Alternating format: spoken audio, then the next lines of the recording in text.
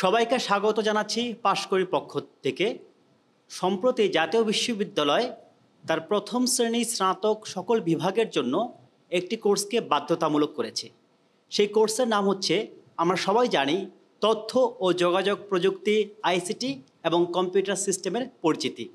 আমরা পাশকরির পক্ষ থেকে এই পর্যায়ে আপনাদের সাথে আছি এই কোর্সটি নিয়ে। পর্যায়ক্রমে জাতীয় বিশ্ববিদ্যালয়ের অন্য বিভাগের জন্য অন্য কোর্সগুলো নিয়ে আপনাদের সাথে আসব শীঘ্রই। চলুন শুরু করা যাক। প্রথমে আসি, আমরা এই পর্বে আইসিটি এই কোর্সের কোন বিষয়গুলো শিখব। আমরা শিখব মূলত তিনটি পার্ট। প্রথম পার্টটি হচ্ছে আইসিটির ধারণা। আইসিটি সম্পর্কে আমরা ধারণা পাওয়ার পরে আমরা আইসিটির সম্ভাব্য প্রয়োগ নিয়ে আলোচনা করব এবং আমরা এটি শেষ করব তথ্য প্রক্রিয়াকরণ চক্রের মাধ্যমে। তবে আজকের এই ভিডিওতে আপনাদের সামনে আসছে শুধুমাত্র প্রথম পার্ট, আইসিটির ধারণা। এই আইসিটির ধারণার অংশে প্রথমে আমরা আইসিটির সংজ্ঞাটি বোঝার চেষ্টা করব। আইসিটির সংজ্ঞাটি বোঝার পরে আইসিটির যে মৌলিক অনেকগুলো ধারণা আছে সেটি নিয়ে আলাপ করব এবং দুইটি মৌলিক ধারণা, ডেটা এবং তথ্য, আপনাদের সামনে বিস্তারিতভাবে তুলে ধরব। একটি ছোট্ট গল্প। ধরুন আপনার একজন বন্ধু আছে, সেই বন্ধুকে আপনি একটি তথ্য দিতে চান বা একটি মেসেজ প্রদান করতে চান। এজন্য একটি পায়রার সাথে একটি চিরকুট লিখে আপনি প্রেরণ করলেন এবং আপনার বন্ধুটি তথ্যটি পেল এবং আপনাকে জবাব দিল। এই পায়রার মাধ্যমে আপনি কিন্তু তথ্যটি প্রেরণ করতে পারলেন, কিন্তু এটি কি আইসিটি হবে? কারণ পায়রা কিন্তু বর্তমানে ব্যবহৃত কোনো বহুমুখী প্রযুক্তিগত সরঞ্জাম নয়। অর্থাৎ আইসিটির সাথে সাধারণ যোগাযোগ বা কমিউনিকেশনের পার্থক্যটি হচ্ছে বেসিক্যালি এই টেকনোলজি বা প্রযুক্তির জায়গাতে। অর্থাৎ আইসিটি বলতে আমরা তথ্য প্রেরণকে বুঝি, সংরক্ষণকে বুঝি, তৈরি এবং বিনিময়কে বুঝি। তবে সেটি সাধারণ যে কোনো মাধ্যমে নয়, বরং বহুল ব্যবহৃত বহুমুখী প্রযুক্তিগত সরঞ্জামের মধ্য দিয়ে। এরপরে এই যে আমরা বহুমুখী প্রযুক্তিগত সরঞ্জামের কথা বললাম, সেই বহুমুখী প্রযুক্তিগত সরঞ্জামগুলো কি? এই বহুমুখী প্রযুক্তিগত সরঞ্জামের মধ্যে আছে কম্পিউটার, ইন্টারনেট, সরাসরি সম্প্রচার প্রযুক্তি, টেলিফোন, রেকর্ডকৃত সম্প্রচার প্রযুক্তি। কম্পিউটার কি? এই যে আমরা একটি কম্পিউটারের মাধ্যমে আপনাদের সামনে উপস্থাপন করছি, সেটি হচ্ছে কম্পিউটার। এবং এর পরবর্তীতে যখন আমরা ইন্টারনেট বা মাধ্যমে বা WWW এর মাধ্যমে যখন বিভিন্ন বিষয়, বিভিন্ন মাধ্যম ব্যবহার করে ছড়াই, সেটি হচ্ছে ইন্টারনেট। এই কম্পিউটার ইন্টারনেটকে সরাসরি ব্যবহার না করেও আমরা রেডিও, টেলিভিশন বা ওয়েবকাস্টিংয়ের মাধ্যমে যে তথ্য আদান প্রদান করতে পারি, সেটিকে আমরা বলি সরাসরি সম্প্রচার প্রযুক্তি। এই কম্পিউটার, ইন্টারনেট এবং সরাসরি সম্প্রচার প্রযুক্তির বাইরেও আছে টেলিফোন, যেটিকে একসময় অনেক বেশি ব্যবহার করা হতো, যার মধ্যে মোবাইল আমরা এখনও অনেক বেশি ব্যবহার করি। অনেক ক্ষেত্রে স্যাটেলাইট ব্যবহার করে টিভি চ্যানেলগুলো যোগাযোগ করে এবং কিছু কিছু ক্ষেত্রে আমরা ভিডিও কনফারেন্সিংয়ের মাধ্যমে আমরা তথ্যকে ছড়িয়ে দিই। সর্বশেষে আসে রেকর্ডকৃত সম্প্রচার প্রযুক্তি। এই যে আপনারা ক্লাসটি করছেন, এইটি কিন্তু আমরা আগে রেকর্ড করেছি এবং তারপর আপনাদের সামনে উন্মুক্ত করেছি। এই যে রেকর্ড করে আপনাদের সামনে উন্মুক্ত করেছি, এটিকে আমরা বলি রেকর্ডকৃত সম্প্রচার প্রযুক্তি, যার মধ্যে আছে পডকাস্টিং, অডিও এবং ভিডিও প্লেয়ার এবং এগুলোকে সংরক্ষণ করার জন্য ভিন্ন ভিন্ন ডিভাইস, যা আমরা পরবর্তীতে বিস্তারিত আলাপ করব। এখন একটু আসি আইসিটি, যেটি নিয়ে আমরা এত আলোচনা করছি বা একটি কোর্সই করব আমরা সেই আইসিটির উপরে। সেই আইসিটি শব্দের উৎপত্তি বা শব্দটি কিভাবে আমাদের সামনে আসে? প্রথমে 1980 সালে একাডেমিক গবেষকরা, বিশেষত যারা কম্পিউটার প্রযুক্তি নিয়ে কাজ করতেন, তারা ওই সময়টাতে তথ্য ও যোগাযোগ প্রযুক্তি, ইনফরমেশন কমিউনিকেশন টেকনোলজি শব্দটি প্রথম ব্যবহার শুরু করেন। কিন্তু তখনও আইসিটি শব্দটি জনপ্রিয় হয়নি।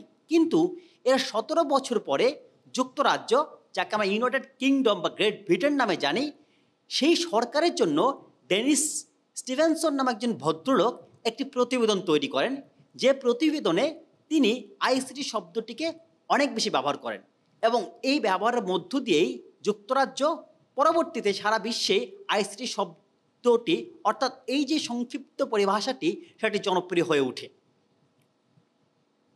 এর ঠিক ৩ বছর পরে এই গ্রেট ব্রিটেনের, ইংল্যান্ড, ওয়েলস এবং উত্তর আয়ারল্যান্ডের সংশোধিত জাতীয় পাঠ্যক্রমে আইসিটি পরিভাষাটি গ্রহণ করা হয় এবং এরপরে ২০১২ সালে রয়্যাল সোসাইটি ব্রিটিশ স্কুলগুলোতে আইসিটি শব্দটি বা এই পরিভাষাটি ব্যবহার বন্ধ করার সুপারিশ করা হয়।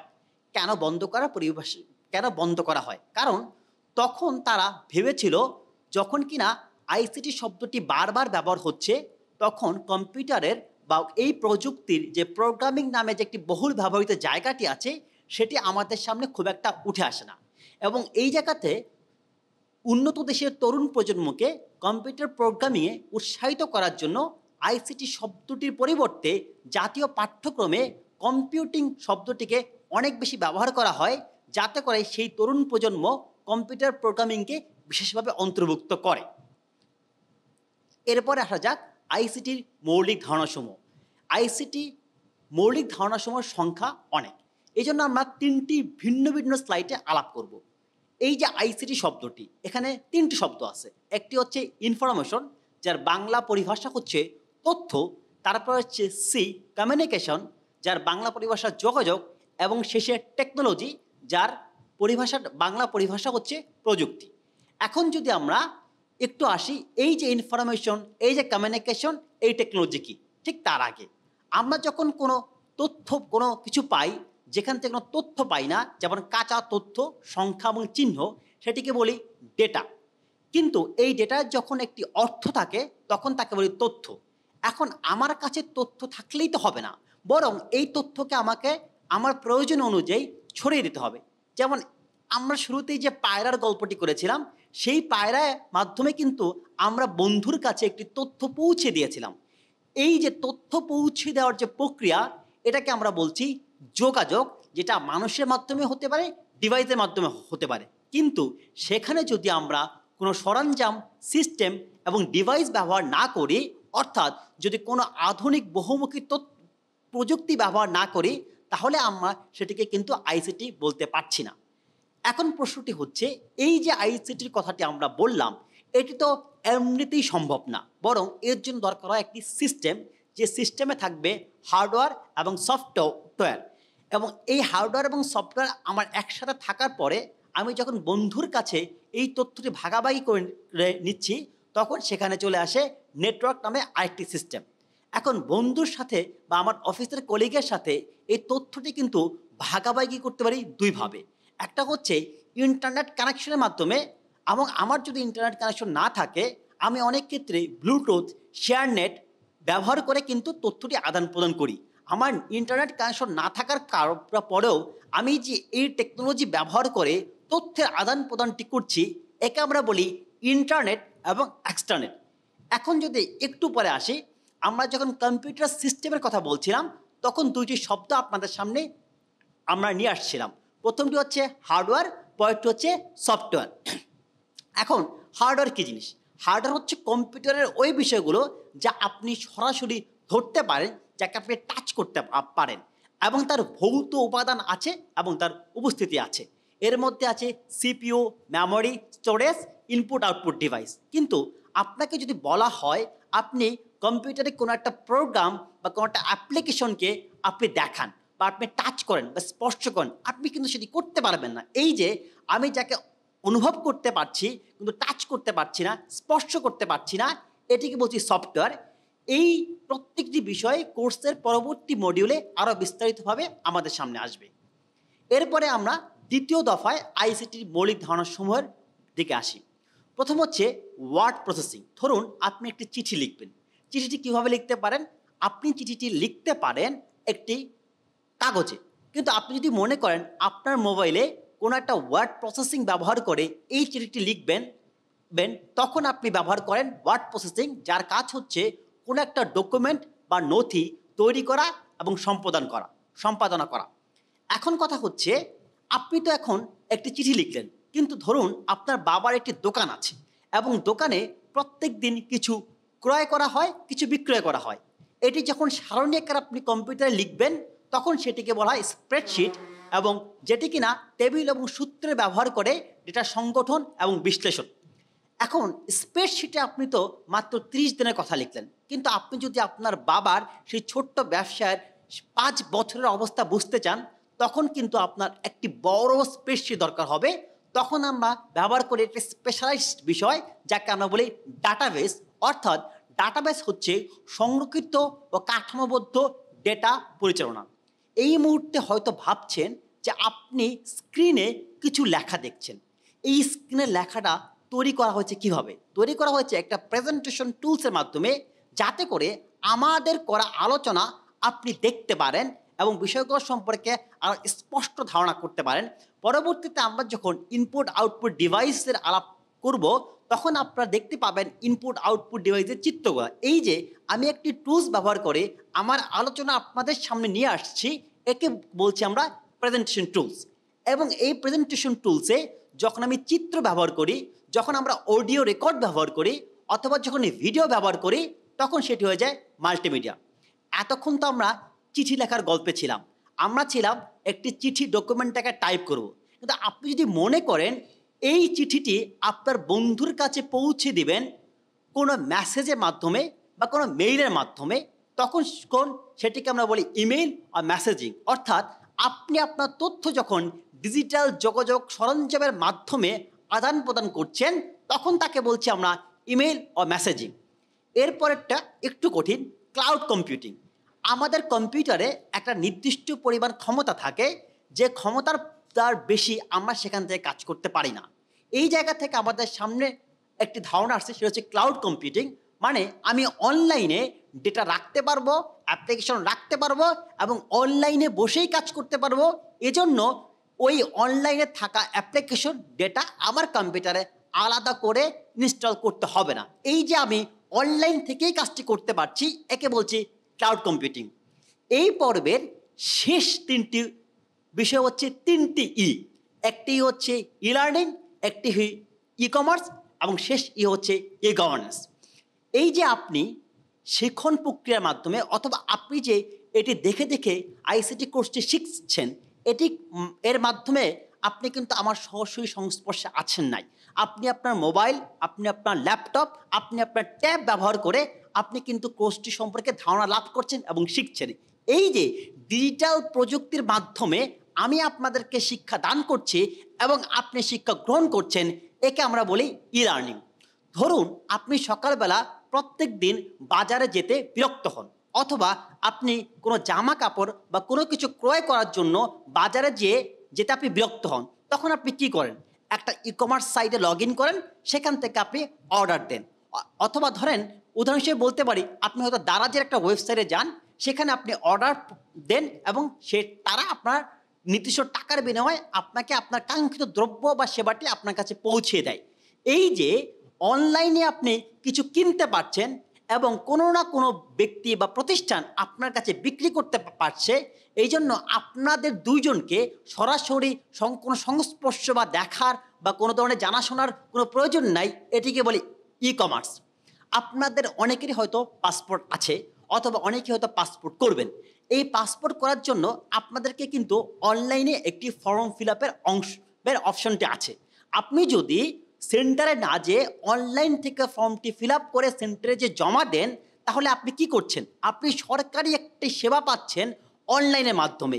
এই যে অনলাইনের মাধ্যমে সরকারি প্রশাসন এবং সেবাটি পাচ্ছেন, এটিকে আমরা বলছি ই গভর্নেন্স। অর্থাৎ আমাদের এই অংশটি শেষ হচ্ছে 3টি দ্বারা: ই লার্নিং, ই কমার্স, ই গভর্নেন্স। এরপর আসা যাক মোর অ্যাডভান্স আইসিটির মৌলিক ধারণাগুলো। এগুলা মৌলিক ধারণা কিন্তু একটু অ্যাডভান্স। প্রথমে আসি কৃত্রিম বুদ্ধিমত্তা। আপনি সকালে কি খেয়েছেন? আপনি এমন কেন খেয়েছেন? এটিকে আপনাকে কেউ বলে দিয়েছে সেজন্য আপনি খেয়েছেন? ব্যাপারটি হচ্ছে আপনার একটি বুদ্ধিমত্তা আছে, বুদ্ধিমত্তা আপনাকে সিদ্ধান্ত দিয়েছে আপনি এটি খাবেন এবং এরপরই আপনি খেয়েছেন। কিন্তু যন্ত্রের কি বুদ্ধিমত্তা আছে? ধরুন প্রাণীরও কিন্তু বুদ্ধিমত্তা এত উন্নত না, সেখানে যন্ত্রের কিন্তু বুদ্ধিমত্তা থাকার কথাই না। এই যে যন্ত্রের বুদ্ধিমত্তা না থাকার পরেও আমরা কিন্তু মেশিন লার্নিংয়ের মাধ্যমে যন্ত্রকে শেখাতে পারি উদাহরণ দিয়ে। এই যে উদাহরণ দিয়ে আমি যন্ত্র বা সিস্টেমকে যে শেখাতে পারি, এটি হচ্ছে মেশিন লার্নিং। এবং শেখানোর পরে এই বুদ্ধিমত্তা যেটি তৈরি হয় অনেকটা মানুষের মতো, যাকে আমরা বলি কৃত্রিম বুদ্ধিমত্তা। এবং কৃত্রিম বুদ্ধিমত্তার সবচেয়ে বড় উদাহরণ চ্যাটজিপিটি, যেটি হয়তো আপনি প্রায় আপনার মোবাইলে ব্যবহার করেন। এখন কথা হচ্ছে, এই যে যন্ত্র একটি কৃত্রিম বুদ্ধিমত্তা অর্জন করলো, আপনাকে সিদ্ধান্ত প্রদান করতে সহযোগিতা করলো, এটি কিন্তু দুই একটা উদাহরণ থেকে আসে নাই। এবং এইটি আসছে অসংখ্য বা অনেক বড় একটা ডাটা সেট থেকে, এই ডাটা সেটকে অ্যানালাইসিসের মাধ্যমে। এই যে বড় একটা ডাটা সেট থেকে যন্ত্র শিখছে, বা অথবা বড় একটি ডাটা সেট, যেমন ধরেন 5 বছরে আপনার বাবার দোকানের যে ক্রয় বিক্রয় ডাটা সেটটি, এই বৃহৎ ডাটা সেটকে আমরা বলি হচ্ছে বিগ ডাটা। এখন হয়তো ভাবছেন যে কম্পিউটার তো অনেক কিছু সহজ করে দিল। আপনি হয়তো শুয়ে শুয়ে আমাদের এই ভিডিওটি দেখছেন, এবং শীতকাল সামনে, এবং আপনার হয়তো গরম লাগছে। মনে হতে পারে যদি কেউ এই মুহূর্তে আপনার হয়ে, আপনার বন্ধু অথবা আপনার মা, আপনার বাবা যদি ফ্যানটি বন্ধ করে দিত, আপনার ভালো লাগতো। হ্যাঁ, এই কাজটিও ইন্টারনেট করতে পারে যদি আপনার ফ্যানের সুইচের সার্কিট আপনার মোবাইলের সফটওয়্যারের সাথে যুক্ত থাকে। তাহলে আপনি মোবাইলের একটি অপশন ব্যবহার করে আপনি কিন্তু ফ্যানটিকে বন্ধ করতে পারতেন। অর্থাৎ আপনি দৈনন্দিন জিনিসপত্রকে যে ইন্টারনেটের মাধ্যমে সংযুক্ত করে ব্যবহার করছেন, মানে বিষয়টা হচ্ছে যে আপনার ফ্যানের সুইচের সার্কিটের সাথে আপনার মোবাইলের একটা ইন্টার কানেকশন আছে, যেটি কিনা আপনার ওয়াইফাই ব্যবহার করেই চলছে। এটিকে আমরা বলি ইন্টারনেট অফ থিংস। এত ভালো কিছুর পরেও একটি সংকট থাকতে পারে, সেটি হচ্ছে সাইবার নিরাপত্তা। আপনি হয়তো ব্যাংক কার্ড ব্যবহার করেন, আপনি হয়তো বিকাশ ব্যবহার করেন, আপনি হয়তো এম ক্যাশ ব্যবহার করেন, কিন্তু বিকাশের নিয়ন্ত্রণ যদি আপনার হাতে না থেকে আপনার কোনো বন্ধু বা আপনার কোনো শত্রু বা আপনার প্রতি ক্ষতি করতে পারে এমন কোনো মানুষের কাছে থাকে, সে কি করতে পারে? সে কিন্তু এই বিকাশের অ্যাকাউন্টটি ব্যবহার করে আপনার কাছে থাকা টাকাগুলো নিয়ে নিতে পারে। অর্থাৎ এই কৃত্রিম বুদ্ধিমত্তা, এই মেশিন লার্নিং, এই বিগ ডাটা, এই ইন্টারনেট অফ থিংস থাকার পরেও আপনি কিন্তু নিরাপত্তা সংকটে ভুগছেন, যে আপনার কাছে যে কম্পিউটার বা আইসিটি দেওয়া এত এত জিনিসপত্রের নিয়ন্ত্রণ যদি আপনার কাছে না থেকে অন্য কারো কাছে চলে যায়, আপনি কিন্তু বিপদে পড়তে পারেন। এই বিপদ থেকে রক্ষা করার জন্য আইসিটির আরেকটি মৌলিক ধারণা কাজ করে, যাকে বলা হয় সাইবার সিকিউরিটি। বাংলা পরিভাষা হচ্ছে সাইবার নিরাপত্তা।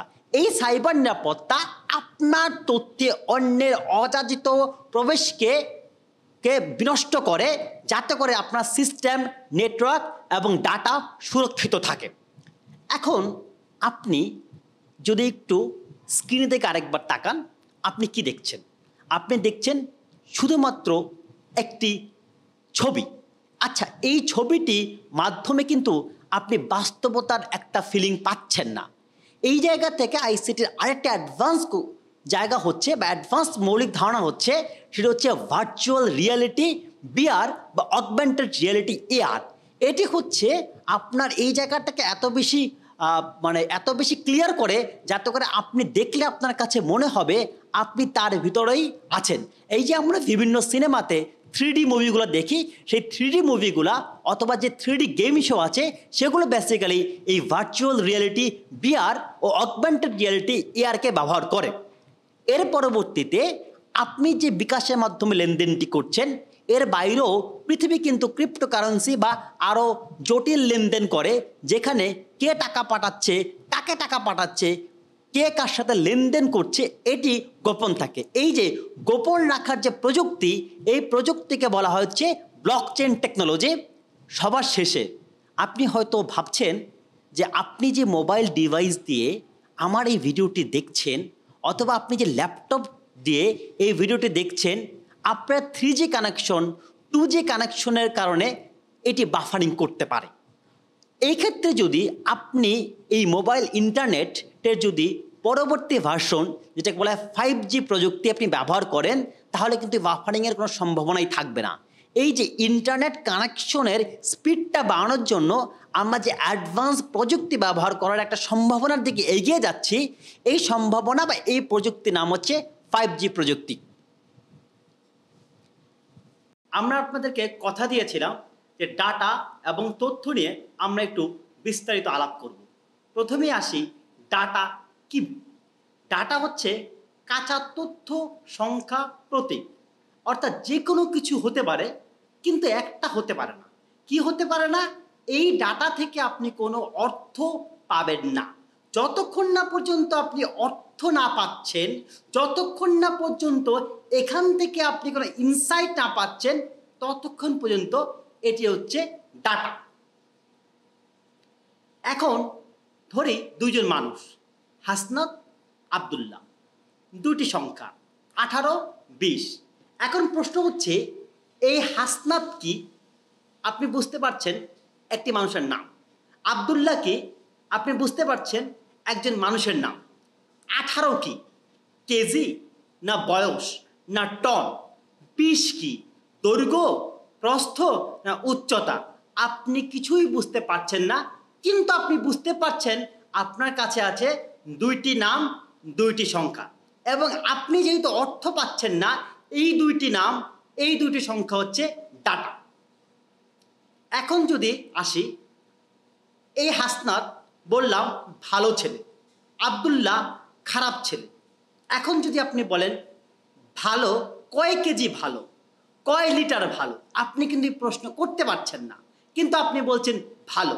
আব্দুল্লাহকে বলছেন খারাপ, কিন্তু বলতে পারছেন না কয় কেজি খারাপ, কয় টন খারাপ, কয় গজ খারাপ। এই যে আপনি সংখ্যাটা দিতে পারছেন না, এই ভালো খারাপ সংখ্যা দিতে পারছেন না, কিন্তু একটি বর্ণনা দিতে পারছেন। এই জন্য এই ডাটাকে আমরা বলি গুণগত ডাটা বা কোয়ালিটেটিভ ডাটা। এখানে কি আসতে পারে? নাম আসতে পারে হাসনাত, আব্দুল্লাহ, রং আসতে পারে কালো, সাদা, শ্রেণী আসতে পারে গরিব, ধনী। এই সংখ্যা আরোপ করতে না পারা, এই তথ্য, এই ডাটা হচ্ছে কোয়ালিটিভ ডাটা। কিন্তু আপনি যখন বলে ফেলছেন 10 কেজি, 2 টন, 2 লিটার, মানে আপনি একটি সংখ্যা আরোপ করতে পারছেন, একটি পরিমাণ নির্ণয় করতে পারছেন, অর্থাৎ একটি সংখ্যা দ্বারা প্রকাশ করতে পারছেন, তখন তাকে আমরা বলছি পরিমাণগত ডাটা। এই পরিমাণগত ডাটার মধ্যে থাকছে উচ্চতা ইত্যাদি। এখন যদি আমরা একটু যাই ডাটা বা ডেটার ইতিহাস। ডেটা শব্দটির এক বছর হচ্ছে ডাটাম বা DATUM। এটি বেসিক্যালি একটি ল্যাটিন শব্দ, যার অর্থ হচ্ছে কোনো কিছু প্রদান করা বা প্রদত্ত। কিন্তু বর্তমানে ডাটাম শব্দটা বা DATUM, এই শব্দটি আমরা খুব একটা ব্যবহার করি না। এর প্লুরাল ফর্ম বা বহুবচন ফর্ম DATA, ডেটা বা ডাটা, এটি আমরা সবচেয়ে বেশি ব্যবহার করি। এখন এই DATUM ডাটামের প্রথম ইউজ হয় 1600 সালের পূর্বে, যখন কিছু প্রদত্ত, কিছু দেয়া আছে, কিছু ন্যাচারে পাচ্ছি, কিছু জীবনে পাচ্ছি, তখন থেকে এই ডাটাম শব্দটা ব্যবহার হয়। কিন্তু 1700 শতকে দর্শন এবং বিজ্ঞানে এই ডাটা বা ডেটা শব্দটি ব্যবহার হওয়া শুরু হয় প্রদত্ত তথ্য বা সত্য হিসাবে। মানে একটা তথ্য বা একটা সত্য আপনি পাচ্ছেন। উদাহরণ, রেনে দেকার্তো ডেটাকে বলেন হচ্ছে যুক্তির জন্য প্রদত্ত সত্য। যেমন ধরে নিচ্ছিলাম হাসনাত ভালো, মানে হাসনাতকে জাস্টিফাই করার জন্য আমি বলছি ভালো, আবার আব্দুল্লাহকে জাস্টিফাই না করার জন্য বলছি খারাপ। এই যে আব্দুল্লাহকে জাস্টিফাই না করার জন্য বলছি খারাপ, এই যে আমি একটা সত্যকে প্রতিষ্ঠা করার চেষ্টা করার জন্য কিছু জিনিস আমি পেয়েছি, এটিকে দর্শন এবং বিজ্ঞানে আমরা ডাটা হিসাবে উল্লেখ করেছি। কিন্তু এই সিনারিটা চেঞ্জ হয়ে যায় 1800 এবং 1900 শতকে, যখন কিনা গণিত আরো সফিস্টিকেটেড উপায়ে আমাদের সামনে আসে। তখন এই DATUM এর মানে দাঁড়ায় প্রদত্ত পরিমাণ বা রেফারেন্স। যেমন জ্যামিতিতে একটা স্থির বিন্দু বা রেখা। এই সময় পর্যন্ত আমাদের সামনে আধুনিক পরিসংখ্যান বা কম্পিউটিং আসে নাই। যখন কিনা 20 শতকে আমাদের সামনে কম্পিউটিং এবং পরিসংখ্যান সামনে আসা শুরু করে, তখন ডাটার যে বর্তমান অর্থ র বা কাঁচা তথ্যের সংগ্রহ, ডাটাম হচ্ছে এই ডাটার একটি এক বছর, এটি আমাদের সামনে চলে আসে। কিন্তু বর্তমান সময়ে সার্ভে এবং জিওগ্রাফিক স্টাডি, মানচিত্রতে ডাটামকে একটা রেফারেন্স পয়েন্ট হিসেবে ব্যবহার করা হয়। কিন্তু আমাদের এর পাশাপাশি এটিও মনে রাখতে হবে কম্পিউটিং ও পরিসংখ্যানে ডাটার যে অর্থ 20 শতকে কাঁচা তথ্যের সংগ্রহ বা একটি একক তথ্য বা পরিমাপ ছিল, সেটি কিন্তু এখনো ব্যবহার হয়, তবে একটু কম। এখন হচ্ছে ডাটার বৈশিষ্ট্য। আমি তো যে কোনো বিষয়কেই ডেটা বলতে পারি না। কোনো বিষয়কে ডেটা বলতে হলে তাকে প্রথম সঠিক হতে হয়। আমি যখন বলছি হাসনাত ভালো, তার মানে এটি সঠিক হতে হবে এবং এটি বিশ্বাসযোগ্য হতে হবে, এবং এই বয়ানে, এই বক্তব্যে কোনো ত্রুটি থাকা যাবে না। কারণ যদি ত্রুটি থাকে, ডাটা থেকে যে অর্থ আমি উদ্ধার করব সেই অর্থটি ত্রুটিমুক্ত হবে না। এখন আমি যদি এই হাসনাত ভালো, আব্দুল্লাহ খারাপ, এই আলোচনা যদি করার জন্য আমি দেখতে যাই হাসনাত একটি মোটা মানুষ, আব্দুল্লাহ একটি খারাপ, একটি চিকন মানুষ, এই জন্য সে খারাপ, তার মানে আমার ভালো মন্দের নির্ধারণের জন্য আমি যে বলছি সে মোটা না চিকন এই প্রাসঙ্গিকতা থাকে না। কিন্তু যখন তার কাজের মাধ্যমে সে ভালো না মন্দ এটি বিবেচনা করছি, তখন সেটি হয় প্রাসঙ্গিক। এরপরে যদি আমার হাসনাতকে নিয়ে কমেন্ট করার জন্য আব্দুল্লাহর কোনো বক্তব্য বা আব্দুল্লাহর কোনো কিছু আমার কাছে না থাকে, তাহলে কিন্তু আমার এই ডাটা সম্পূর্ণ বা কমপ্লিট নয়। এবং যদি হাসনাতকে ভালো বলছি, আব্দুল্লাহকে খারাপ বলছি, এই ভালো খারাপ যদি সঙ্গতিপূর্ণ না হয় এবং এটি যদি একে অপরের সাথে বিরোধ থাকে, তখন সেটি তার চতুর্থ বৈশিষ্ট্য সংহতি বা কনসিস্টেন্সকে হারায়। এরপর আসে সাময়িকতা। আমি হাসনাতকে বললাম সে ভালো ছিল, আব্দুল্লাহকে বললাম সে খারাপ আছে, তার মানে ভালো ছিল অতীত এবং খারাপ আছে বর্তমান, এটি কিন্তু নির্দিষ্ট সময় বা টাইমকে মেনটেন করে না। এই টাইমকে মেনটেন না করার জায়গা থেকে ডাটা তার সাময়িকতা হারায়।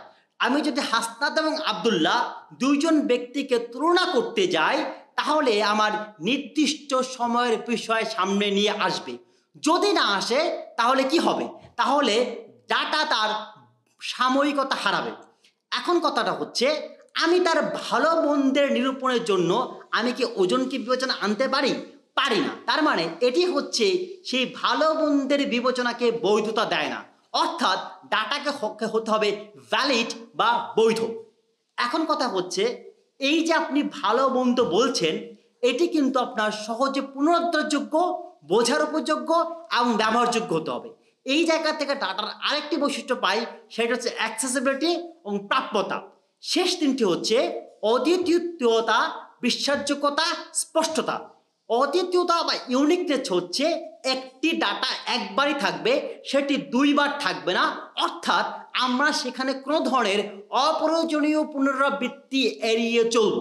বিশ্বাসযোগ্যতা হচ্ছে আমি ডাটাকে সম্পর্কে যে কমেন্টটা করব তার জন্য আমার একে বিশ্বাসযোগ্য এবং রিলেভেন্ট হতে হবে, এবং ফুল বিষয়টা আমাদের কাছে স্পষ্ট এবং ক্লারিট হতে হবে। এর মাধ্যমে আমরা ডাটার সঠিকতা, প্রাসঙ্গিকতা, সম্পূর্ণতা, সঙ্গতি, সাময়িকতা এবং বৈধতা, প্রাপ্যতা, অদ্বিতীয়তা, শেষ দুইটি বিশ্বাসযোগ্যতা এবং স্পষ্টতার বৈশিষ্ট্যগুলো পাই।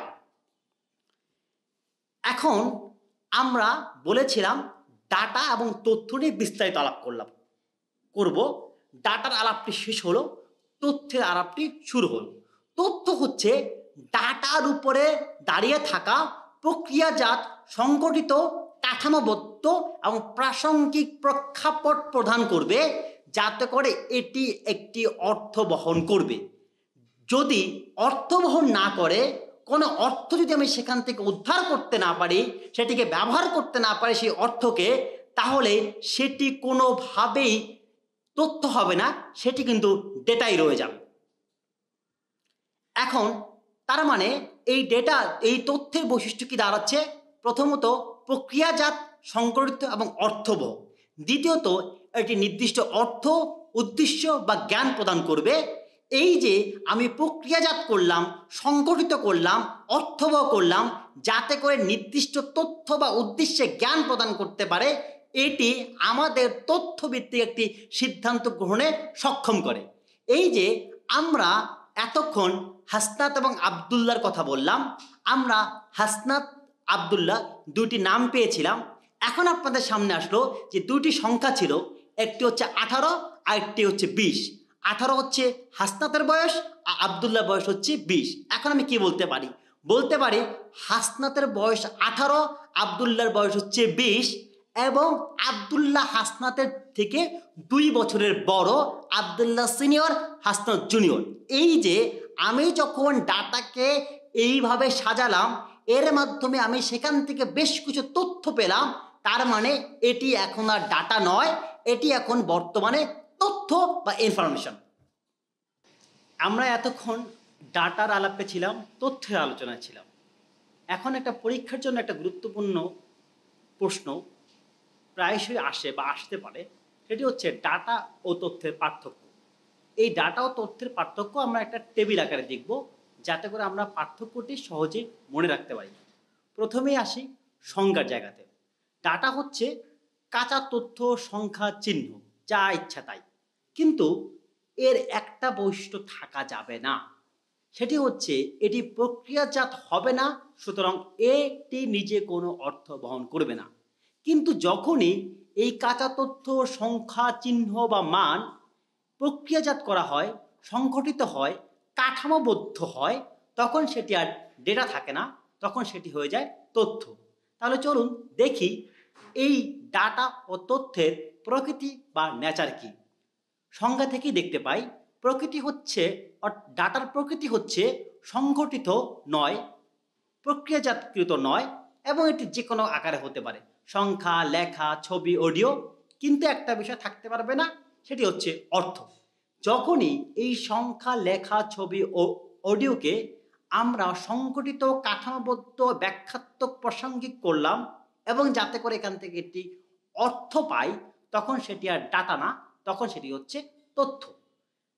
এখন প্রশ্ন আসে, তাহলে এই ডাটাটা কেন দরকার?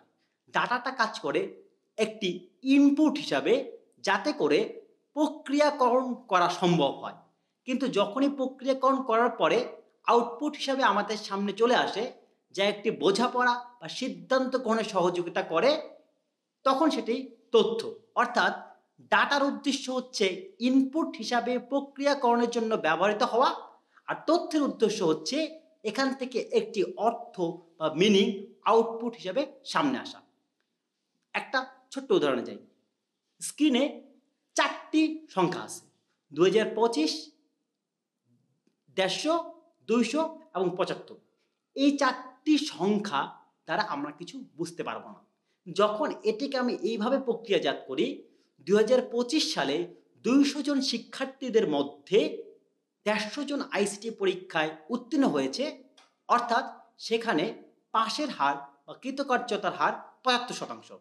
এই যে 2025, 150, 200 ও 75, এই 4টি সংখ্যা থেকে আমি একটি অর্থ পেলাম, সেটি তখন হয়ে গেল তথ্য। কিন্তু তার আগ পর্যন্ত এই 4টি সংখ্যা ছিল ডেটা। তাহলে এই ডেটাতে আইসিটির ভূমিকা কি? আইসিটির ভূমিকা হচ্ছে কম্পিউটার বা নেটওয়ার্কের মাধ্যমে এই সংখ্যা, এই লেখা, এই ছবি, এই অডিওকে সংরক্ষণ করা, সংগ্রহ করা এবং প্রক্রিয়াজাতকরণের জন্য প্রেরণ করা। কিন্তু যখনই আমরা আইসিটি সরঞ্জামের মাধ্যমে একে আমি প্রক্রিয়াজাতকরণ করে ফেললাম, তখন সেটি হয়ে গেল তথ্য। অর্থাৎ ডেটার নিজের মধ্যে কোনো স্বতন্ত্র অর্থ নাই, কিন্তু তথ্যের একটি স্বতন্ত্র অর্থ আছে।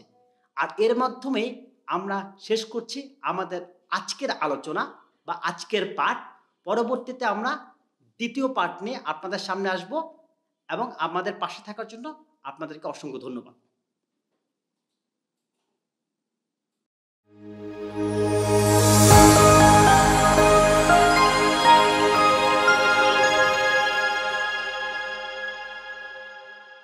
সবাইকে স্বাগত জানাচ্ছি পাশকরির আজকের আয়োজনে। আমরা তো ইউনিট 1-এর প্রথম পার্টে তথ্য প্রযুক্তির অনেকগুলো বিষয় নিয়ে আলাপ করলাম, কিন্তু আজকে আলাপটা একটু পরে করি।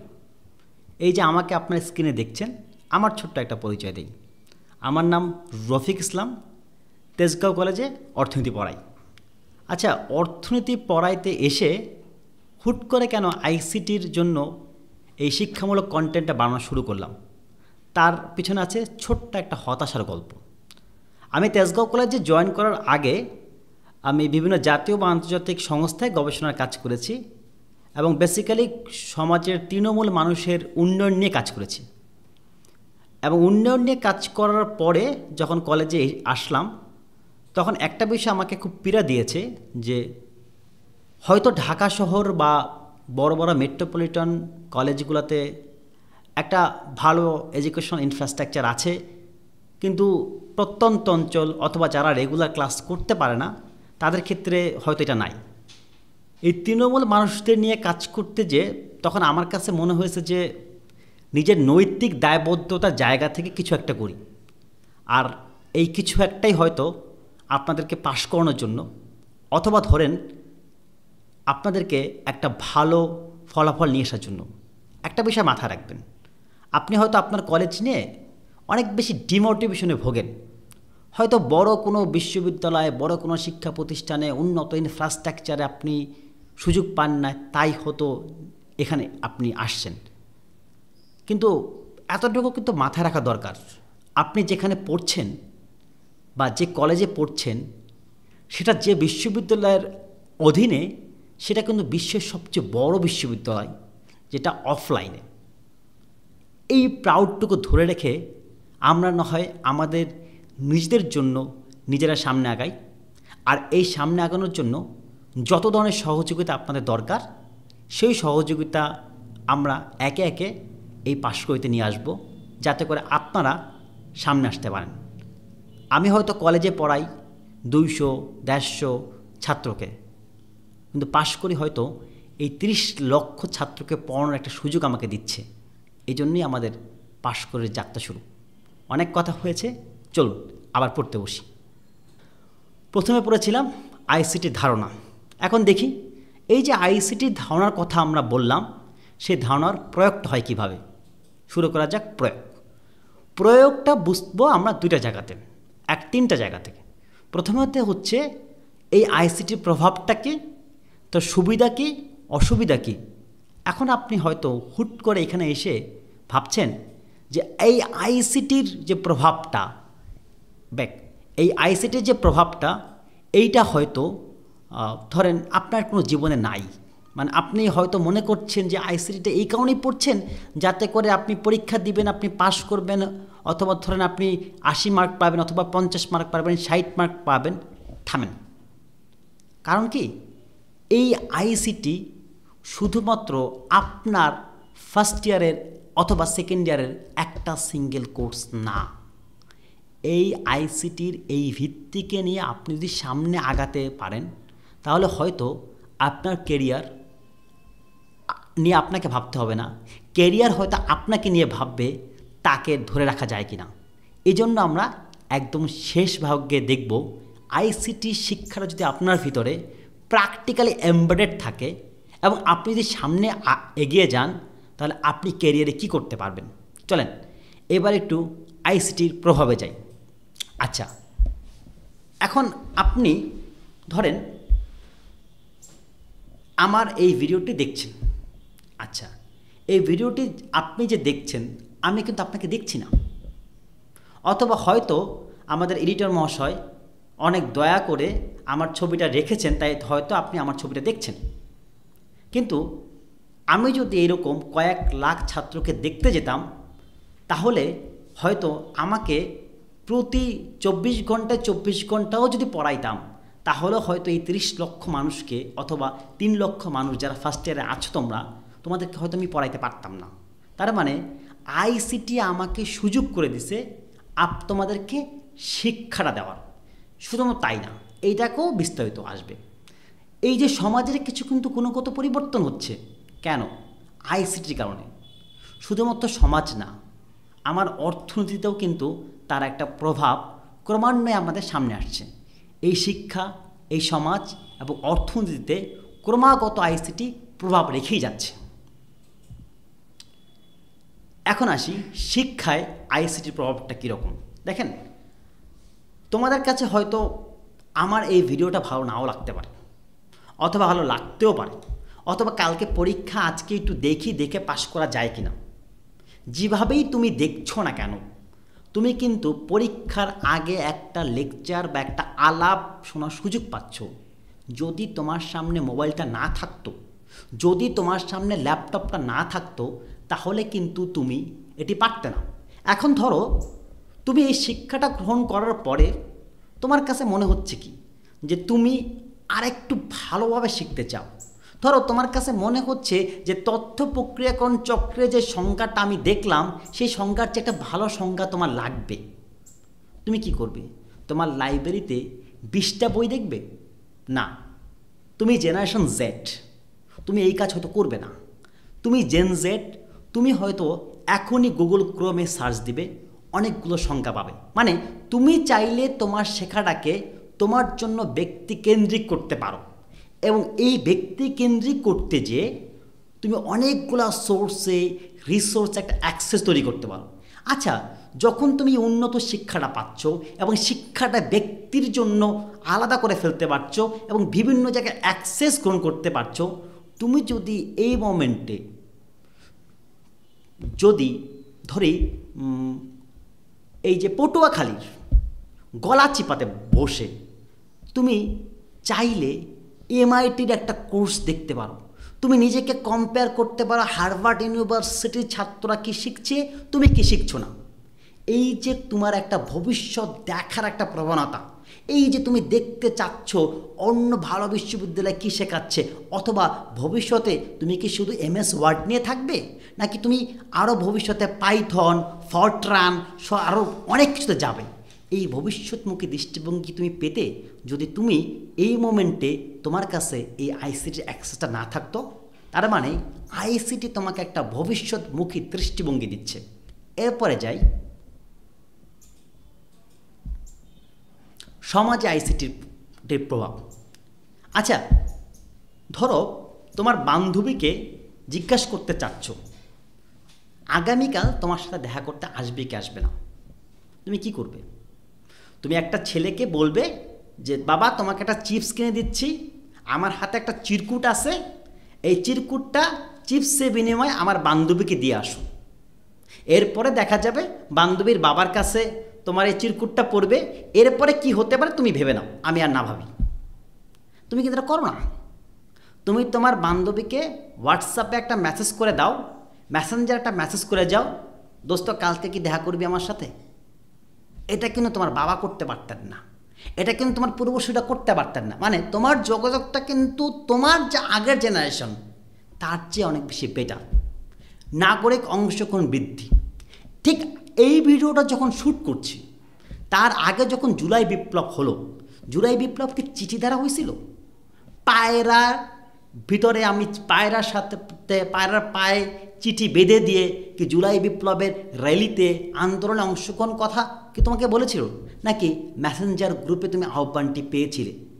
এই যে একজন সচেতন নাগরিক হিসেবে তুমি যে একটা অংশগ্রহণ করতে পেরেছো, এটা কিন্তু তোমার এই আইসিটি তোমাকে যে প্ল্যাটফর্ম দিচ্ছে, ফেসবুক, মেসেঞ্জার, হোয়াটসঅ্যাপ, টেলিগ্রাম, এর জন্যে কিন্তু করতে পারছো।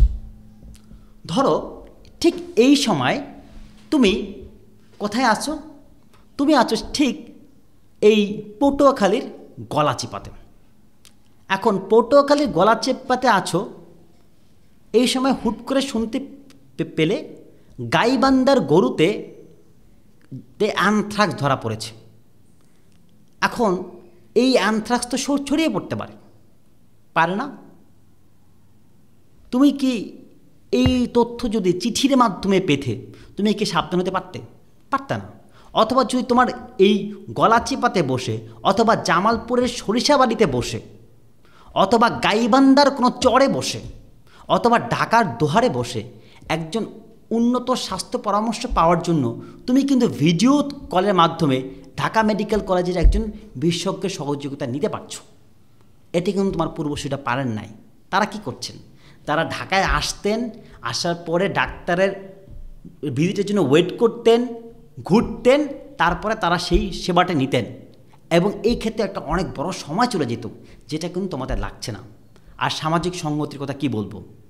জুলাই বিপ্লবে যখন তোমরা অংশগ্রহণ করেছো, একটা সংহতি প্রকাশ করেছো, তখনই তো আমরা বুঝতে পারি সমাজে আইসিটির প্রভাব কত বেশি। যদি আইসিটির প্রভাব এত বেশি না হতো, হয়তো নেটটা ওই সময় বন্ধ করে দেওয়া হতো না। চলুন চলে যাই নেক্সট জায়গাতে। নেক্সটটা হচ্ছে অর্থনীতি। এই যে ধরো তোমরা শিক্ষার কথা ভাবছো, তোমরা হয়তো ভাবছো নাগরিক সুযোগ সুবিধার কথা। আচ্ছা, এই শিক্ষা, এই নাগরিক সুযোগ সুবিধা, এই সমাজ, এই দিয়ে কি তোমার পকেটে পয়সা আসে? হ্যাঁ, পয়সা আসে যখন তুমি অর্থনীতিতে এই আইসিটিকে ইনকর্পোরেট করতে পারবা। ধরো তুমি হয়তো এই ভিডিওটা ইউটিউবে দেখার আগে ফেসবুকে আমাদের পেজে পেয়েছো, এবং আমাদের পেজটা তোমাদের সামনে আসার আগে তুমি ঢাকার ধানমন্ডিতে বসে হয়তো একটা খাবারের জন্য ফুড পান্ডায় অর্ডার করেছো। এই যে তুমি যে ফুড পান্ডায় খাবারের জন্য অর্ডার করেছো এবং ফুড পান্ডা থেকে একটা রেস্টুরেন্টে খাবার তুমি খেতে পারতেছো, এই যে সহজে তুমি একটা সার্ভিস গ্রহণ করতেছো, তোমার উপকার হচ্ছে, যে বিক্রয় করছে তার উপকার হচ্ছে। আবার ধরো একটু আগে যে তোমাকে স্বপ্নটি দেখালাম, তুমি আইসিটিকে কেন্দ্র করে তোমার যখন ভবিষ্যৎমুখী একটা দৃষ্টিভঙ্গি তৈরি হবে, এই ভবিষ্যৎমুখী দৃষ্টিভঙ্গি থেকে তুমি তো এই কাজটা করতে পারো যে এই কোর্সটা শেষ করেছি, আমি এখন পাইথন নিয়ে কাজ করব, ফরট্রান নিয়ে কাজ করব, আমি এসইও নিয়ে কাজ করব, ডিজিটাল মার্কেটিং নিয়ে কাজ করব। তুমি যখন এই স্কিলগুলো নেওয়ার পরে তুমি যখন দেশের বাইরের বাইরের কাজ অ্যাজ এ ফ্রিল্যান্সার করবে, তখন কিন্তু তুমি তোমার পকেটে পয়সা পাবে। এই যে তুমি কিন্তু নিজেও এই স্কিল দিয়ে একটা অর্থনৈতিক প্রবৃত্তিতে একটা অংশগ্রহণ করতে পারছো, যে তুমিও উপকৃত হচ্ছ, তোমার জাতি উপকৃত হচ্ছে। 2 নম্বরটা উৎপাদনশীলতা বৃদ্ধি। আচ্ছা ধরো এইবার আমরা একটু বড় জায়গায় যাই। তোমার 4টা ফ্যাক্টরি আছে। একটা ফ্যাক্টরি হচ্ছে নারায়ণগঞ্জে, একটা ফ্যাক্টরি গাজীপুরে, একটা ফ্যাক্টরি ধরো ঢাকার পুরান ঢাকায়, আর একটা ফ্যাক্টরি হচ্ছে জামালপুরের ইসলামপুরে। 4টা ফ্যাক্টরিতে কি উৎপাদন হয় বা কতটুকু উৎপাদন হয়, উৎপাদনশীলতা বৃদ্ধির জন্য যে তোমার মনিটরিংটা করা দরকার, এর জন্য তুমি যে কাজটা করতে পারো, যদি আইসিটিকে পছন্দ না করো, তুমি যেটা করতে পারো, একটা হেলিকপ্টার ভাড়া করবে। হেলিকপ্টার ভাড়া করে একদিন তুমি যাবে গাজীপুরে, একদিন যাবে তোমার ওই ইসলামপুরে, একদিন যাবে তুমি নারায়ণগঞ্জে। আসলেই কি তুমি তোমার উৎপাদনশীলতা বৃদ্ধি করতে পারবে?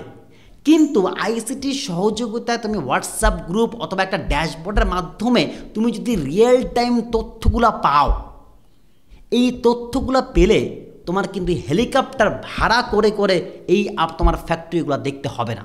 মানে তুমি তোমার উৎপাদনশীলতা কিন্তু খুব দ্রুত বৃদ্ধি করে ফেলতেছো। 3 নম্বরটা হচ্ছে জ্ঞানভিত্তিক অর্থনীতি। ধরো আমি তোমাকে যে জ্ঞানটা দিতে চাচ্ছি, সেটা থেকে হয়তো তুমি পাশ করে যাবে, হয়তো A+ পেয়ে যাবে।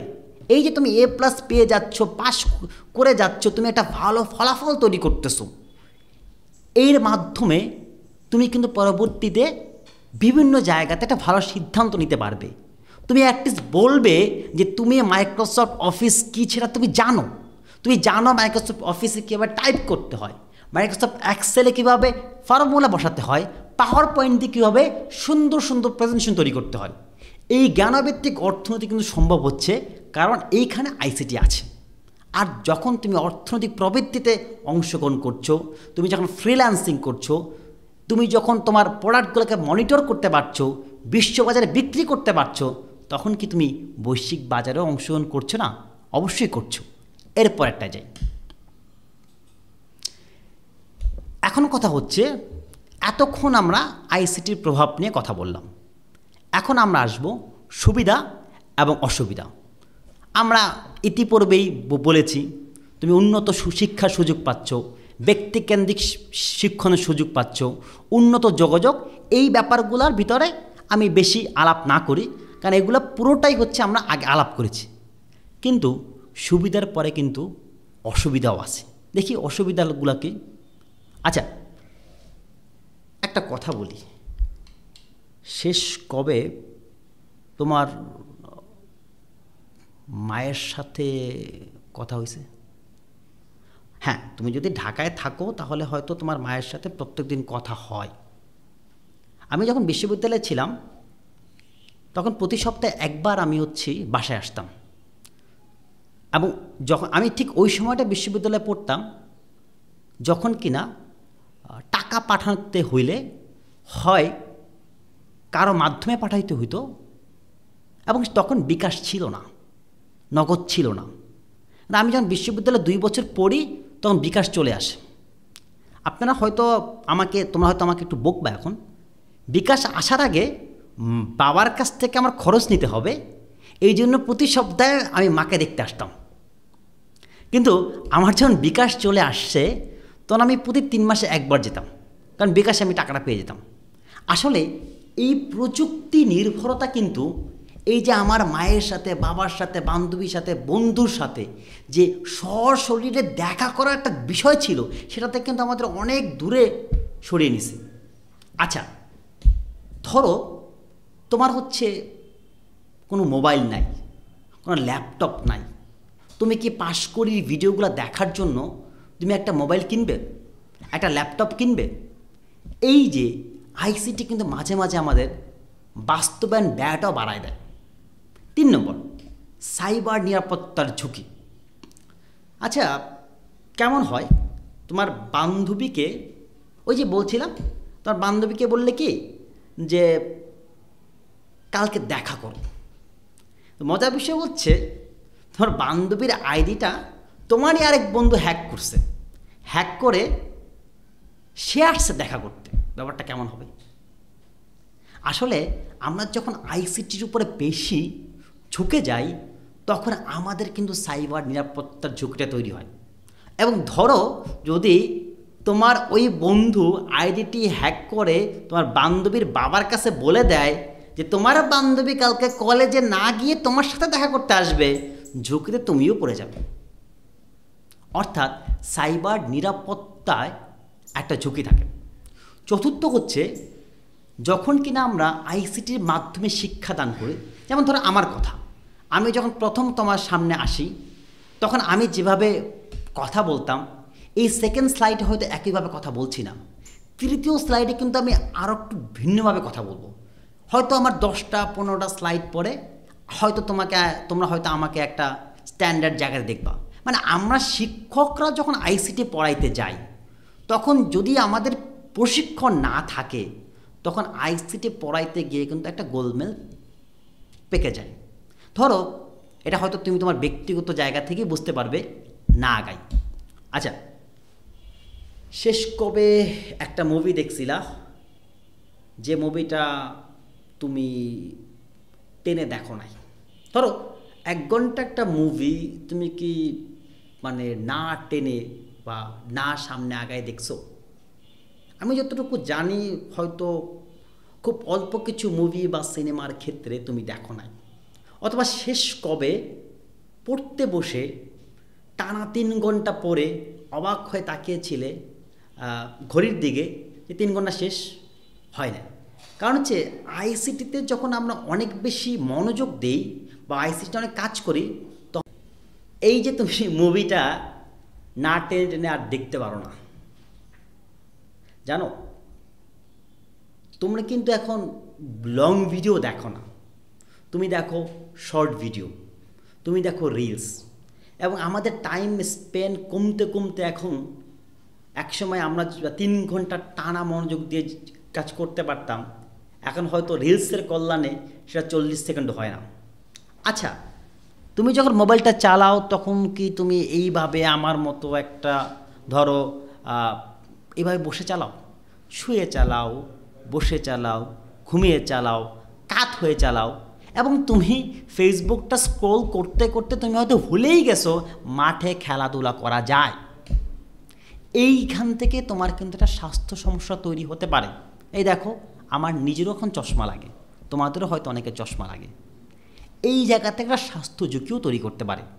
আর ওই যে বললাম, আমি যখন দেখলাম প্রতি সপ্তাহের টাকা আমার বাবা মা প্রতি সপ্তাহে পাঠাইতে পারে বিকাশ এবং নগদের মাধ্যমে, তখন কিন্তু আমি বাসায় খুব একটা আসতাম না। মানে এই আইসিটি কিন্তু আমাদের এই মানবিক যোগাযোগটাকে অনেক বেশি সীমিত করে দিচ্ছে। এইবার আসি যে স্যার, এতক্ষণ পর্যন্ত তো আমরা প্রভাব দেখলাম, সুযোগ সুবিধা দেখলাম। আসলে আমি যদি আইসিটিকে সিরিয়াসলি নেই, হ্যাঁ তুমি অবশ্যই অনেক ভালো মার্কস পাবে, অন্ততপক্ষে পরীক্ষার আগে দেখলে অন্ততপক্ষে পাশ করে যাবে। তুমি যদি খুব সিরিয়াসলি আইসিটি নিয়ে কাজ করো, তুমি কি চাকরি পাবে? হ্যাঁ পাবে। কোথায় চাকরি পাবে?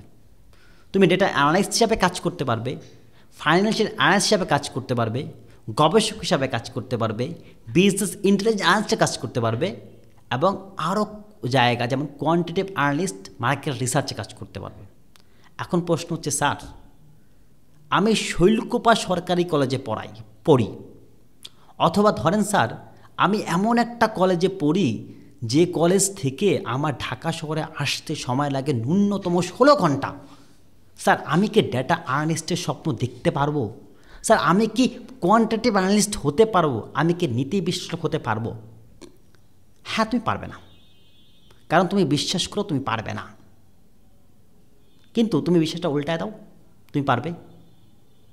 মাথায় রেখো, তুমি পৃথিবীর সর্ববৃহৎ বিশ্ববিদ্যালয়ের ছাত্র এবং তাদের তুমি একজন। তুমি এই আইসিটির মাধ্যমে এমন অনেক বিষয় শিখতে পারবে যে বিষয়ে হয়তো তোমার চরম কাঙ্ক্ষিত বিশ্ববিদ্যালয়ে পড়ার পরেও হয়তো শিখতে পারতে না। এই জায়গা থেকে আসার কথা হচ্ছে তুমি পারবে যদি তুমি পারতে চাও, তুমি পারবে না কখনোই যদি তুমি পারতে না চাও। আমার একটা ছোট্ট গল্প এখন বলা খুব দরকার। আমি কোনো একটা বেশ ভালো বিশ্ববিদ্যালয়ের ছাত্র ছিলাম। তা আমি যখন গবেষণার কাজ করতাম তখন আমার ওরিয়েন্টেশন ছিল কি জানো? আমি যদি না পারি তাহলে কে পারবে?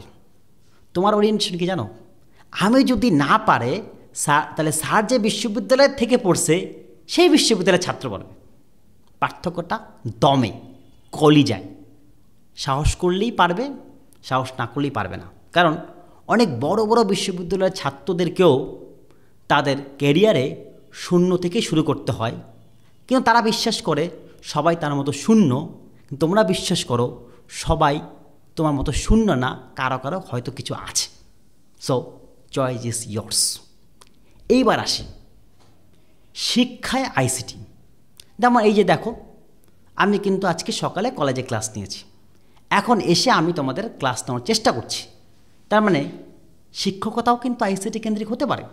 আবার ধরো পাশ করে যখন জাতীয় বিশ্ববিদ্যালয়ের অনেকগুলো কোর্সকে তোমাদের সামনে নিয়ে আসবে, তখন এটা কি এক ধরনের এডুকেশনাল টেকনোলজি না? অবশ্যই। 3 নম্বরটা হচ্ছে এই যে তুমি স্লাইড দেখছো, হয়তো এখন স্লাইডে তুমি কিছু ডিজাইন দেখছো, হয়তো ভবিষ্যতে তুমি কিছু ভিজুয়ালাইজেশন, আরও ভিজুয়ালাইজেশন দেখবা। তার মানে কি তুমি এই এডটেকে কিন্তু একজন ভিজুয়ালাইজার হিসাবেও কাজ করতে পারবা। এইবার বলতে পারো স্যার আমি আইসিটিকেও পেশা হিসাবে নিতে চাই না, শিক্ষাও আইসিটির ভূমিকাকে আমি স্বীকার করি, কিন্তু আমি সেটা চাই না। তাইলে তোমার জন্য আরও একটা অপশন আছে, তুমি আইসিটি এবং অর্থনীতির মাঝখানে একটা চোখ সংযোগ তৈরি করতে পারো। তুমি ডিজিটাল বিশ্লেষক হতে পারো, বিগ ডাটা অ্যানালাইসিস করে তুমি একজন এস্টিমেটর হতে পারো। মানে তুমি যে কোনো বিষয়ে পূর্বাভাস দেওয়ার চেষ্টা করতে পারো, এবং তুমি যদি মনে করো আরও অ্যাডভান্স, তুমি সাবজেক্ট ওরিয়েন্ট মডেলিংয়ের মাধ্যমে আর্টিফিশিয়াল ইন্টেলিজেন্সের চর্চা করতে পারো। হয়তো আমার কোনো ছাত্র বা তোমরা যারা আমার এই ভিডিওগুলো দেখছো, তাদের মধ্যেই হয়তো একজন চ্যাটজিপিটি, জেমিনি, এরপরে হয়তো নতুন কৃত্রিম বুদ্ধিমত্তা নিয়ে আসবে, যা আমাদের দেশের নামকেই উজ্জ্বল করবে। এটাই ছিল আইসিটি শিক্ষার মাধ্যমে তুমি ক্যারিয়ারে কোথায় কোথায় যেতে পারো।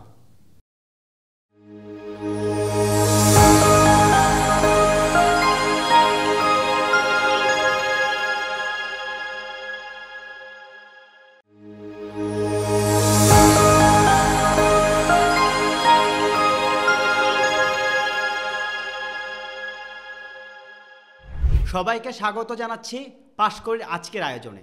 আজকে আমরা থাকছে আপনাদের সাথে তথ্য ও যোগাযোগ প্রযুক্তি, আইসিটি এবং কম্পিউটার সিস্টেমের পরিচিতি, যেটি নিয়ে আমরা আলাপ করছিলাম। আজকে আমরা থাকব এর তৃতীয় পাঠে। চলুন দেখা যাক এই তৃতীয় পাঠে থাকছে কি। প্রথম পাঠে ছিল আইসিটির ধারণা, এবং আইসিটির ধারণার পরে আমরা আলাপ করেছিলাম এই আইসিটিকে আমরা কিভাবে প্রয়োগ করতে পারি। কিন্তু আজকে থাকছে না ধারণা, আজকে থাকছে না প্রয়োগ, আজকে থাকছে এই যে তথ্য নিয়ে যে আলোচনাটি প্রথম পাঠে করেছিলাম, সেই তথ্যকে প্রক্রিয়াকরণের কথা আমরা বারবার বলছিলাম। সেই তথ্য প্রক্রিয়াকরণ কিভাবে হয় এবং সেই চক্রটি কি এবং কোন কোন কম্পিউটার এবং কি কি আমরা এই তথ্য প্রক্রিয়াকরণ চক্রে ব্যবহার করি। এবার আসছি তৃতীয় পাঠে। তৃতীয় পাঠে আমরা কি দেখব? তৃতীয় পাঠের প্রথমে দেখব তথ্য প্রক্রিয়াকরণ। এই তথ্য প্রক্রিয়াকরণ দেখার পরে আমরা দেখব তথ্য প্রক্রিয়াকরণ কিভাবে একটি চক্র হয়ে ওঠে, এবং এই যে তথ্য প্রক্রিয়াকরণ চক্রটি দেখব, দেখার পরে আমরা চলে যাব এই তথ্য প্রক্রিয়াকরণ বা তথ্য প্রক্রিয়াকরণ চক্রের জন্য আমরা যে কম্পিউটারগুলো ব্যবহার করি, সেই কম্পিউটারের শ্রেণীবিন্যাস এবং কম্পিউটারের যে সিস্টেম ইউনিট থাকে তার কোন কোন গুরুত্বপূর্ণ উপাদানসমূহ আছে। চলুন আমরা শুরু করি তথ্য প্রক্রিয়াকরণ দিয়ে। আমরা প্রথম পাঠেই বা প্রথম ভিডিওতেই আমরা তথ্য ডেটার একটা বিস্তারিত আলোচনা এবং সংজ্ঞা দিয়েছিলাম। যদি আপনারা প্রয়োজন মনে করেন, আপনারা এই ভিডিওটি এখানে পজ করে প্রথম পার্ট বা প্রথম লেসনের ভিডিওটি একবার দেখে আসতে পারেন। ডিসক্রিপশন বক্সে এবং আই বাটনে লিঙ্ক দেওয়া আছে। কিন্তু যদি একটু ছোট্ট করে রিকল করি তাহলে কি দাঁড়ায়? তথ্য ছিল প্রক্রিয়াজাত, সংগঠিত বা শ্রেণীবদ্ধ ডেটা, যেটি কিনা একজন ব্যবহারকারীর জন্য উপযোগী। এখন যদি আমরা পরবর্তীতে দেখি, এই যে তথ্য, সেই তথ্যকে আমরা প্রক্রিয়াকরণ করি, আমরা ডেটাকে প্রক্রিয়াকরণ করি। কেন প্রক্রিয়াকরণ করি? যাতে তা অর্থ ধারণ করে। অর্থাৎ এই ডেটা থেকে তথ্য, এই যে একটা পরিবর্তন, এই পরিবর্তনের জন্য যে প্রক্রিয়াকরণ, তাকে আমরা বলি তথ্য প্রক্রিয়াকরণ। এখন কথা হচ্ছে, এই তথ্য প্রক্রিয়াকরণ কেন আমাদের দরকার? তথ্য প্রক্রিয়াকরণ আমাদের দরকার কারণ হচ্ছে আমরা এখান থেকে একটা ব্যবহার উপযোগী অর্থ চাই, যাতে করে আমরা এটা আমাদের রিয়েল লাইফে বিভিন্নভাবে ব্যবহার করতে পারি। যদি আমি এটিকে ব্যবহার করতেই না পারি, এই ডেটা দিয়ে আমার কিন্তু কোনো প্রয়োজন মিটবে না। এরপরে আমি দেখি, চলুন এই যে তথ্য প্রক্রিয়াকরণ, এটি কিভাবে একটি চক্র হয়ে ওঠে। প্রথমে আমি নেই ডাটা, যেটার সংজ্ঞা আমরা প্রথম পাঠে বিস্তারিত আলাপ করেছিলাম। একটু যদি মনে করি, ডাটা হচ্ছে একটা অপ্রক্রিয়াজাত কোনো কিছু, যেখান থেকে আমি অর্থ পাই না। এই ডাটাকে আমি কি করি? প্রক্রিয়াকরণ করি। প্রক্রিয়াকরণ করার পরে আমি কি পাই? তথ্য পাই। এখন একজনের কাছে যা তথ্য, আরেকজনের কাছে তার ডাটা হতেই পারে। অথবা আপনি যদি প্রথম প্রক্রিয়াকরণে সন্তুষ্ট না হন, আপনি আবার একে প্রক্রিয়াকরণ করতে পারেন। অর্থাৎ আপনার প্রয়োজন বা চাহিদা না মেটা পর্যন্ত এইটি চক্রাকারে ঘুরতেই থাকবে, যে জন্য একে আমরা বলছি তথ্য প্রক্রিয়াকরণ চক্র। এরপরে যদি আমরা আরেকটু বিস্তারিত পরিসরে দেখি, আমরা কথা বলছিলাম ডাটা নিয়ে। কিন্তু এই ডাটা আমি কী করি? ডাটা আমি ইনপুট হিসাবে আমরা কম্পিউটারকে প্রদান করি, এবং কম্পিউটারকে যখন ডাটাকে ইনপুট আকারে প্রদান করি, তখন সে প্রক্রিয়া করে এবং স্টোরেজে জমা রাখে এবং সেটাকে আউটপুট হিসাবে আমাদের সামনে নিয়ে আসে। ধরুন আপনি এই ভিডিওটি দেখার আগে আপনি হয়তো মেসেঞ্জারে ছিলেন, অথবা হোয়াটসঅ্যাপে ছিলেন, অথবা টেলিগ্রামে ছিলেন, এবং আপনি আপনার বান্ধবীকে বা বন্ধুকে কোনো একটা তথ্য দিতে চেয়েছিলেন। ধরুন এই তথ্যটি এইরকম, কালকে আপনার কলেজে পরীক্ষা আছে। এখন আপনি যে এই তথ্যটি তাকে দিতে চেয়েছেন, তার জন্য আপনি কি করলেন? এই যে তিনটা শব্দ, কালকে পরীক্ষা আছে, এই তিনটা শব্দ আপনার মেসেঞ্জারে, আপনার টেলিগ্রামে, আপনার হোয়াটসঅ্যাপে, যে কোনো একটিতে অথবা সবগুলোতেই, যেটা আপনার ইচ্ছা, আপনি কি করলেন? টাইপ করলেন। অর্থাৎ আপনি আপনার মেশিনকে তিনটি ইনপুট দিলেন। কি ইনপুট দিলেন? ডাটা ইনপুট দিলেন। আপনি এটি দেওয়ার সাথে সাথেই আপনার ওই বন্ধু বা বান্ধবী কি কিছু পাবে? পাবে না, কারণ আপনাকে এটিকে সেন্ড করতে হবে। মানে আপনি একটি প্রক্রিয়ার মধ্যে আছেন, প্রক্রিয়ার মধ্যে যাওয়ার পরে আপনি নিচে ছোট্ট করে একটা জিনিস লেখা দেখেন না, সেন্ডিং, মানে প্রক্রিয়া হচ্ছে। এখন প্রক্রিয়া হওয়ার পরে আপনার কাছে কেন কালকে পরীক্ষা আছে এই 3টি শব্দ থেকে যায়, কারণ আপনার এই ডিভাইসটি একটি স্টোরেজ হিসাবে ব্যবহৃত হচ্ছে। এরপরে যখন আপনার বন্ধু বা বান্ধবী দেখলো আপনি তাকে একটি তথ্য প্রেরণ করেছেন, সেটি হচ্ছে কালকে পরীক্ষা আছে, তখন আপনার এই আউটপুটটি হলো। এইটি হচ্ছে তথ্য প্রক্রিয়াকরণ চক্রে 4টি বেসিক ধাপ। এখন যদি আমরা পরবর্তীতে এই তথ্য প্রক্রিয়াকরণ চক্রকে আরেকটু সফিস্টিকেটেড করি, তখন সেখানে নতুন আরেকটি যোগ হয়, যেটি হচ্ছে ফিডব্যাক বা নিয়ন্ত্রণ।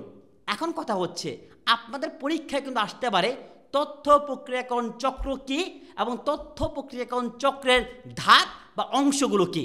আপনারা ইতিপূর্বেই তথ্য প্রক্রিয়াকরণ চক্রের সংজ্ঞাটি পেয়েছেন, এবং পরীক্ষা যদি আসে তথ্য প্রক্রিয়াকরণ চক্রের ধাপ বা অংশ বা কম্পোনেন্টগুলো কী, তাহলে আপনারা এই স্লাইডটিকে ব্যবহার করতে পারবেন এবং চাইলে এর একটি স্ক্রিনশট আপনারা নিয়ে রাখতে পারেন। একটু পড়ছি।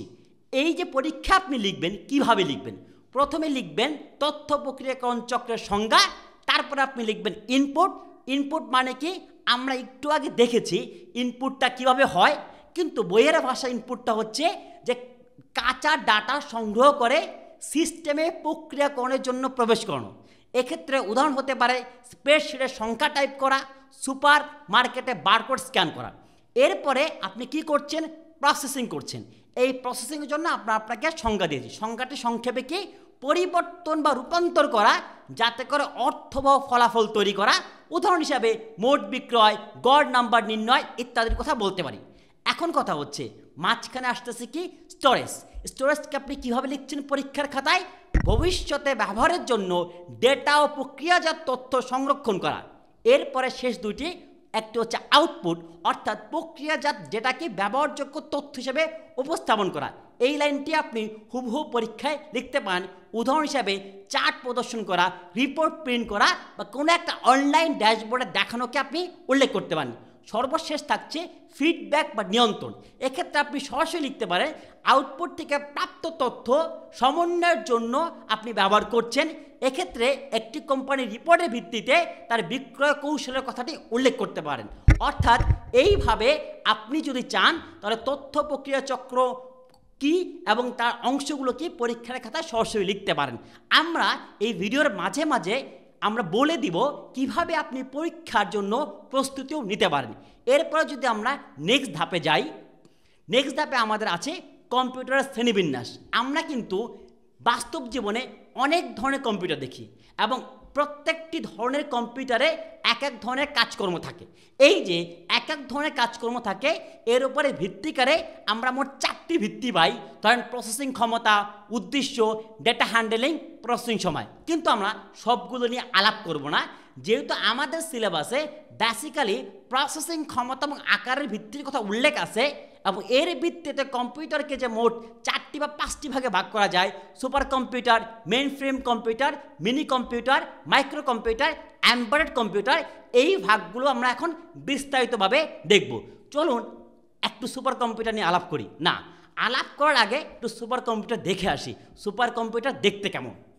সুপার কম্পিউটার দেখতে সুপার মানে সুপার কম্পিউটারটা হচ্ছে দেখতে অনেক বড়।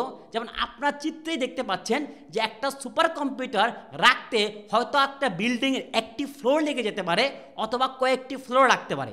এই যে বড় বড় কম্পিউটার যাকে বলি সুপার কম্পিউটার, সেই সুপার কম্পিউটারে 2টি নাম আগে শুনি। চলুন, যেমন সামিট যুক্তরাষ্ট্রে ব্যবহার করা হয়, ফ্রন্টিয়ার যুক্তরাষ্ট্রে ব্যবহার করা হয়। এই সামিট এবং ফ্রন্টিয়ার হচ্ছে 2টি উদাহরণ। এখন কথা আসতে পারে যে সুপার কম্পিউটার বুঝলাম, মেইন ফ্রেম কম্পিউটার বুঝলাম, মিনি কম্পিউটার বুঝলাম, পার্সোনাল কম্পিউটার বুঝলাম, এমবেডেড কম্পিউটার বুঝলাম, এর বেসিক পার্থক্যের জায়গাটা কোনটা? বেসিক পার্থক্যের জায়গাটা আমরা বাম পাশে রেখেছি, যাকে আমরা সংক্ষেপে বলি ফ্লপস। ফ্লপস অর্থ কি? Floating point operations per second. তাহলে এই ফ্লোটিং পয়েন্ট অপারেশনস পার সেকেন্ডটা কি? এই সেকেন্ডটা হচ্ছে একটা একক যা কম্পিউটার প্রতি সেকেন্ডে ফ্লোটিং পয়েন্ট সংখ্যা উপর সম্পাদিত অপারেশনের সংখ্যাকে পরিমাপ করে। অর্থাৎ প্রতি সেকেন্ডে কম্পিউটার কি পরিমাণ অপারেশন পারফর্ম করতে পারে এটিকে যে এককের মাধ্যমে প্রকাশ করি সেটা হচ্ছে ফ্লপস। সবচেয়ে বেশি ফ্লপস কার?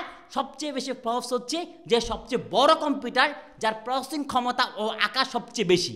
এই কম্পিউটার কোনটি? এই কম্পিউটার হচ্ছে সামিট, এই কম্পিউটার হচ্ছে ফ্রন্টিয়ার, যাকে একটি সাধারণ নামে আমরা উল্লেখ করি। সাধারণ নামটি হচ্ছে সুপার কম্পিউটার। তাহলে এই সুপার কম্পিউটারের সুপার ক্ষমতা কি? এর ফ্লপস হচ্ছে 10⁻15, অর্থাৎ 10 লেখার পরে আপনি যদি আরও 14টি শূন্য দেন, যে সংখ্যাটি দাঁড়াবে সেটি সেই সংখ্যক পারফরমেন্স সে প্রতি সেকেন্ডে করতে পারে।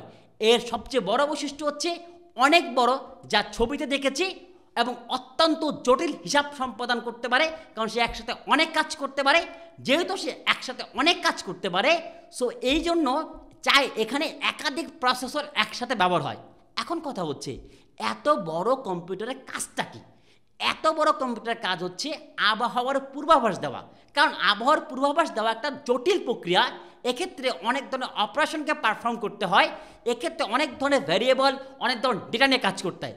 সেকেন্ড হচ্ছে আমরা প্রায়ই তো শুনি যে মহাকাশের মানচিত্র বা মহাকাশে একটি রোবট পাঠানো হচ্ছে বা একটা মহাকাশ যান পাঠানো হচ্ছে। এর জন্য কিছু সিমুলেশন দরকার হয়, যে সিমুলেশন আমরা সাধারণ কোনো কম্পিউটার দিয়ে করতে পারি না। প্রায়শই আমরা নিউক্লিয়ার গবেষণা বা নিউক্লিয়ার সায়েন্সের কথা বলে থাকি, এইটিও আমরা নর্মাল কোনো কম্পিউটার দিয়ে করতে পারি না। এই ছিল সুপার কম্পিউটারের ব্যাপারটা। এখন সুপার কম্পিউটার থেকে একটু কম সুপার, মানে একটু স্লো, সেই কম্পিউটারটা সেটা হচ্ছে মেইন ফ্রেম কম্পিউটার। আমরা আগের চিত্রে দেখেছি সুপার কম্পিউটার সুপার বড়, মেইন ফ্রেম কম্পিউটার সুপারের মতো বড় না হলেও এর চেয়ে একটু ছোট এবং এর চেয়ে একটু কম কর্মক্ষমতা সম্পন্ন। এক্ষেত্রে যে ছবিটা দেখছি দেখেন, ছবিটাতে কী আছে? ছবিটাতে আমরা একটা মেইন ফ্রেম কম্পিউটারের বেসিক যে জায়গাগুলা, internal batteries, power supply, ID drivers, processor drivers and radiator ইকুইপমেন্টগুলো থাকে। অর্থাৎ এই কম্পিউটারটাতে ভাগ ভাগ করে এর যে কম্পোনেন্টগুলা, সেই কম্পোনেন্টগুলো থাকে। এইবার দেখি মেইন ফ্রেম কম্পিউটার কতটুকু বেশি কাজ করতে পারে। মেইন ফ্রেম কম্পিউটার আগে বলেছি সুপার কম্পিউটারের চেয়ে কম, কিন্তু আমরা সাধারণ যে কম্পিউটার ব্যবহার করি তার চেয়ে অনেক বেশি। অর্থাৎ আপনি 10 লেখার পরে 11টা শূন্য দিলে যে বড় একটা সংখ্যা দাঁড়াবে, সেই পরিমাণ প্রসেসিং সে প্রতি সেকেন্ডে করতে পারে। অর্থাৎ এর ফ্লক্স হচ্ছে 10⁻9 থেকে 10⁻12 পর্যন্ত। এটিও বড়, তবে সুপার কম্পিউটারের চেয়ে একটু ছোট। এটিও একসাথে অনেকগুলো মানুষ ব্যবহার করতে পারে। এবং এর একটা ক্লাসিক্যাল এক্সাম্পল হচ্ছে IBM-এর জেড সিরিজের যে কম্পিউটারগুলো, এগুলো বেসিক্যালি এয়ারলাইন রিজার্ভ জন্য ব্যবহার করা হয় এবং বড় বড় ব্যাংকিং প্রতিষ্ঠানে এই সিস্টেম আকারে মেইন ফ্রেম কম্পিউটারটা ব্যবহার করা হয়। এই ছিল মেইন ফ্রেম কম্পিউটার। এখন মেইন ফ্রেম কম্পিউটার থেকে একটু ছোট কম্পিউটার, যাকে বলছি আমরা মিনি কম্পিউটার। সেই মিনি কম্পিউটারটা কেমন দেখেন। মিনি কম্পিউটার কিন্তু মেইন ফ্রেম কম্পিউটারের চেয়ে একটু ছোট, কিন্তু আপনি যদি খেয়াল করেন এরও কিন্তু কার্যক্ষমতা একদম কম না। আপনি দেখেন যে আগে যে মেইন ফ্রেমের যে ছবিটি ছিল সেখানে যেরকম কয়েকটা ড্রয়ার ছিল, এখানেও সেরকম কিছু ভাগ আছে। এখন এই মিনি কম্পিউটারের ক্ষমতা কতটুকু? মিনি কম্পিউটারের ক্ষমতা হচ্ছে 10-এর পরে 8টা শূন্য দিলে যে সংখ্যাটা দাঁড়ায়, সেই পরিমাণ পারফরমেন্স বা অপারেশন সে প্রত্যেকটা সেকেন্ডে করতে পারে। এবং একসাথে 10 থেকে 200 জন মানুষ এই একটা কম্পিউটার ব্যবহার করতে পারে। এটি বেসিক্যালি বিশ্ববিদ্যালয়ে হাই এন্ডের গবেষণা এবং শিল্প প্রক্রিয়া এবং এটার ক্ষেত্রে সবচেয়ে বেশি ব্যবহার করা হয়। এরপরে আসি আমরা যা ব্যবহার করি। আমরা কি ব্যবহার করি? এই যে আমি আপনাদের সাথে কথা বলছি, আপনাদেরকে একটা বিষয় বোঝানোর চেষ্টা করছি। এটি বোঝানোর জন্য আমি যে স্লাইডটি বানিয়েছি, এই কন্টেন্টটি বানিয়েছি, এটি কিন্তু আমি হাতে লিখে বানাইনি এবং হাতে লিখে বানিয়ে আপনাদের সামনে নিয়ে আসিনি। এটি একটি কম্পিউটারের মাধ্যমে আমি একটি সফটওয়্যার ব্যবহার করেছি। এই যে কম্পিউটারের মাধ্যমে আমি এটি করেছি সেটি হচ্ছে পার্সোনাল কম্পিউটার। আমরা সবাই পার্সোনাল কম্পিউটার কম বেশি চিনি। যেমন সবচেয়ে বেশি ব্যবহার হয় ডেস্কটপ কম্পিউটার, আর একটা কম্পিউটার যেটা হচ্ছে পোর্টেবল, মানে ল্যাপটপ, যেটা কিনা এখনকার সময় হয়তো ডেস্কটপের চেয়েও অনেক বেশি ব্যবহার করা হয়। এইবার দেখি মিনি কম্পিউটারকে তো বলছি মিনি, কিন্তু তার ক্ষমতা কতটুকু? তার ক্ষমতা আমি ফ্লপস দিয়ে মাপি। এটি হচ্ছে 10-এর পরে 5টা শূন্য দিলে যে সংখ্যাটা দাঁড়ায় সেই পরিমাণ প্রসেসিং করতে পারে। তবে এটি super computer, main frame computer, mini কম্পিউটারের চেয়ে অনেক ছোট এবং কম খরচ এবং কম স্টোরেজের হয়ে থাকে। এবং এই ক্ষেত্রে আমরা বেসিক্যালি যে ডেস্কটপ পিসিগুলো আমাদের বাসায় বা আমাদের ছোট অফিসে ব্যবহার করি, বা ল্যাপটপ বা ট্যাবলেটগুলো ব্যবহার করি, সেটি হচ্ছে বাইকের কম্পিউটার। এখন একটু আলাদা জায়গাতে আসি, সেটা হচ্ছে এমবেডেড কম্পিউটার। এমবেডেড কম্পিউটারের দুইটা বিষয় আছে। একটা হচ্ছে এর ক্ষমতা সবচেয়ে বেশি কম এবং এটিও দেখতে অনেক বেশি ছোট হয়ে থাকে। এখন কথা হচ্ছে তার সবচেয়ে বড় উদাহরণ হচ্ছে আপনি যখন ধরেন গতকালকে বা গত পরশু যদি কোনো মেট্রোপলিটন শহর, ঢাকা শহর বা চট্টগ্রাম শহরে যেয়ে থাকেন বা সেখানে কোনো জায়গা আপনি যান, আপনি হয়তো দেখবেন, কি দেখবেন? আপনি একটা ট্রাফিক লাইট দেখবেন যেটি কিনা কিছুক্ষণ পর পর জ্বলে ওঠে। অথবা আপনার বাসায় ওয়াশিং মেশিন আছে, অথবা আপনার বাসায় কিছু ইলেকট্রনিক যন্ত্রপাতি আছে যেটি কিনা নির্দিষ্ট কাজ সুন্দর করে করতে পারে। এই যে নির্দিষ্ট কাজ সে সুন্দর করে করতে পারে, এই কম্পিউটারগুলা অন্য কোনো কাজে সে করতে পারে না। এদিকে বলি এমবেড করা কম্পিউটার অথবা এমবেডেড কম্পিউটার। এর গতি হয় বেসিক্যালি 10 স্কোয়ার থেকে 10⁵ ফ্লপস পর্যন্ত। এই ছিল basically super computer, main frame computer, mini computer, micro computer এবং সর্বশেষ এমবেডেড কম্পিউটার সম্পর্কে আমাদের একটি বেসিক জানাশোনা। এরপরে আমরা একটু কম্পিউটারের আরেকটু বিস্তারিত জায়গায় ঢুকব।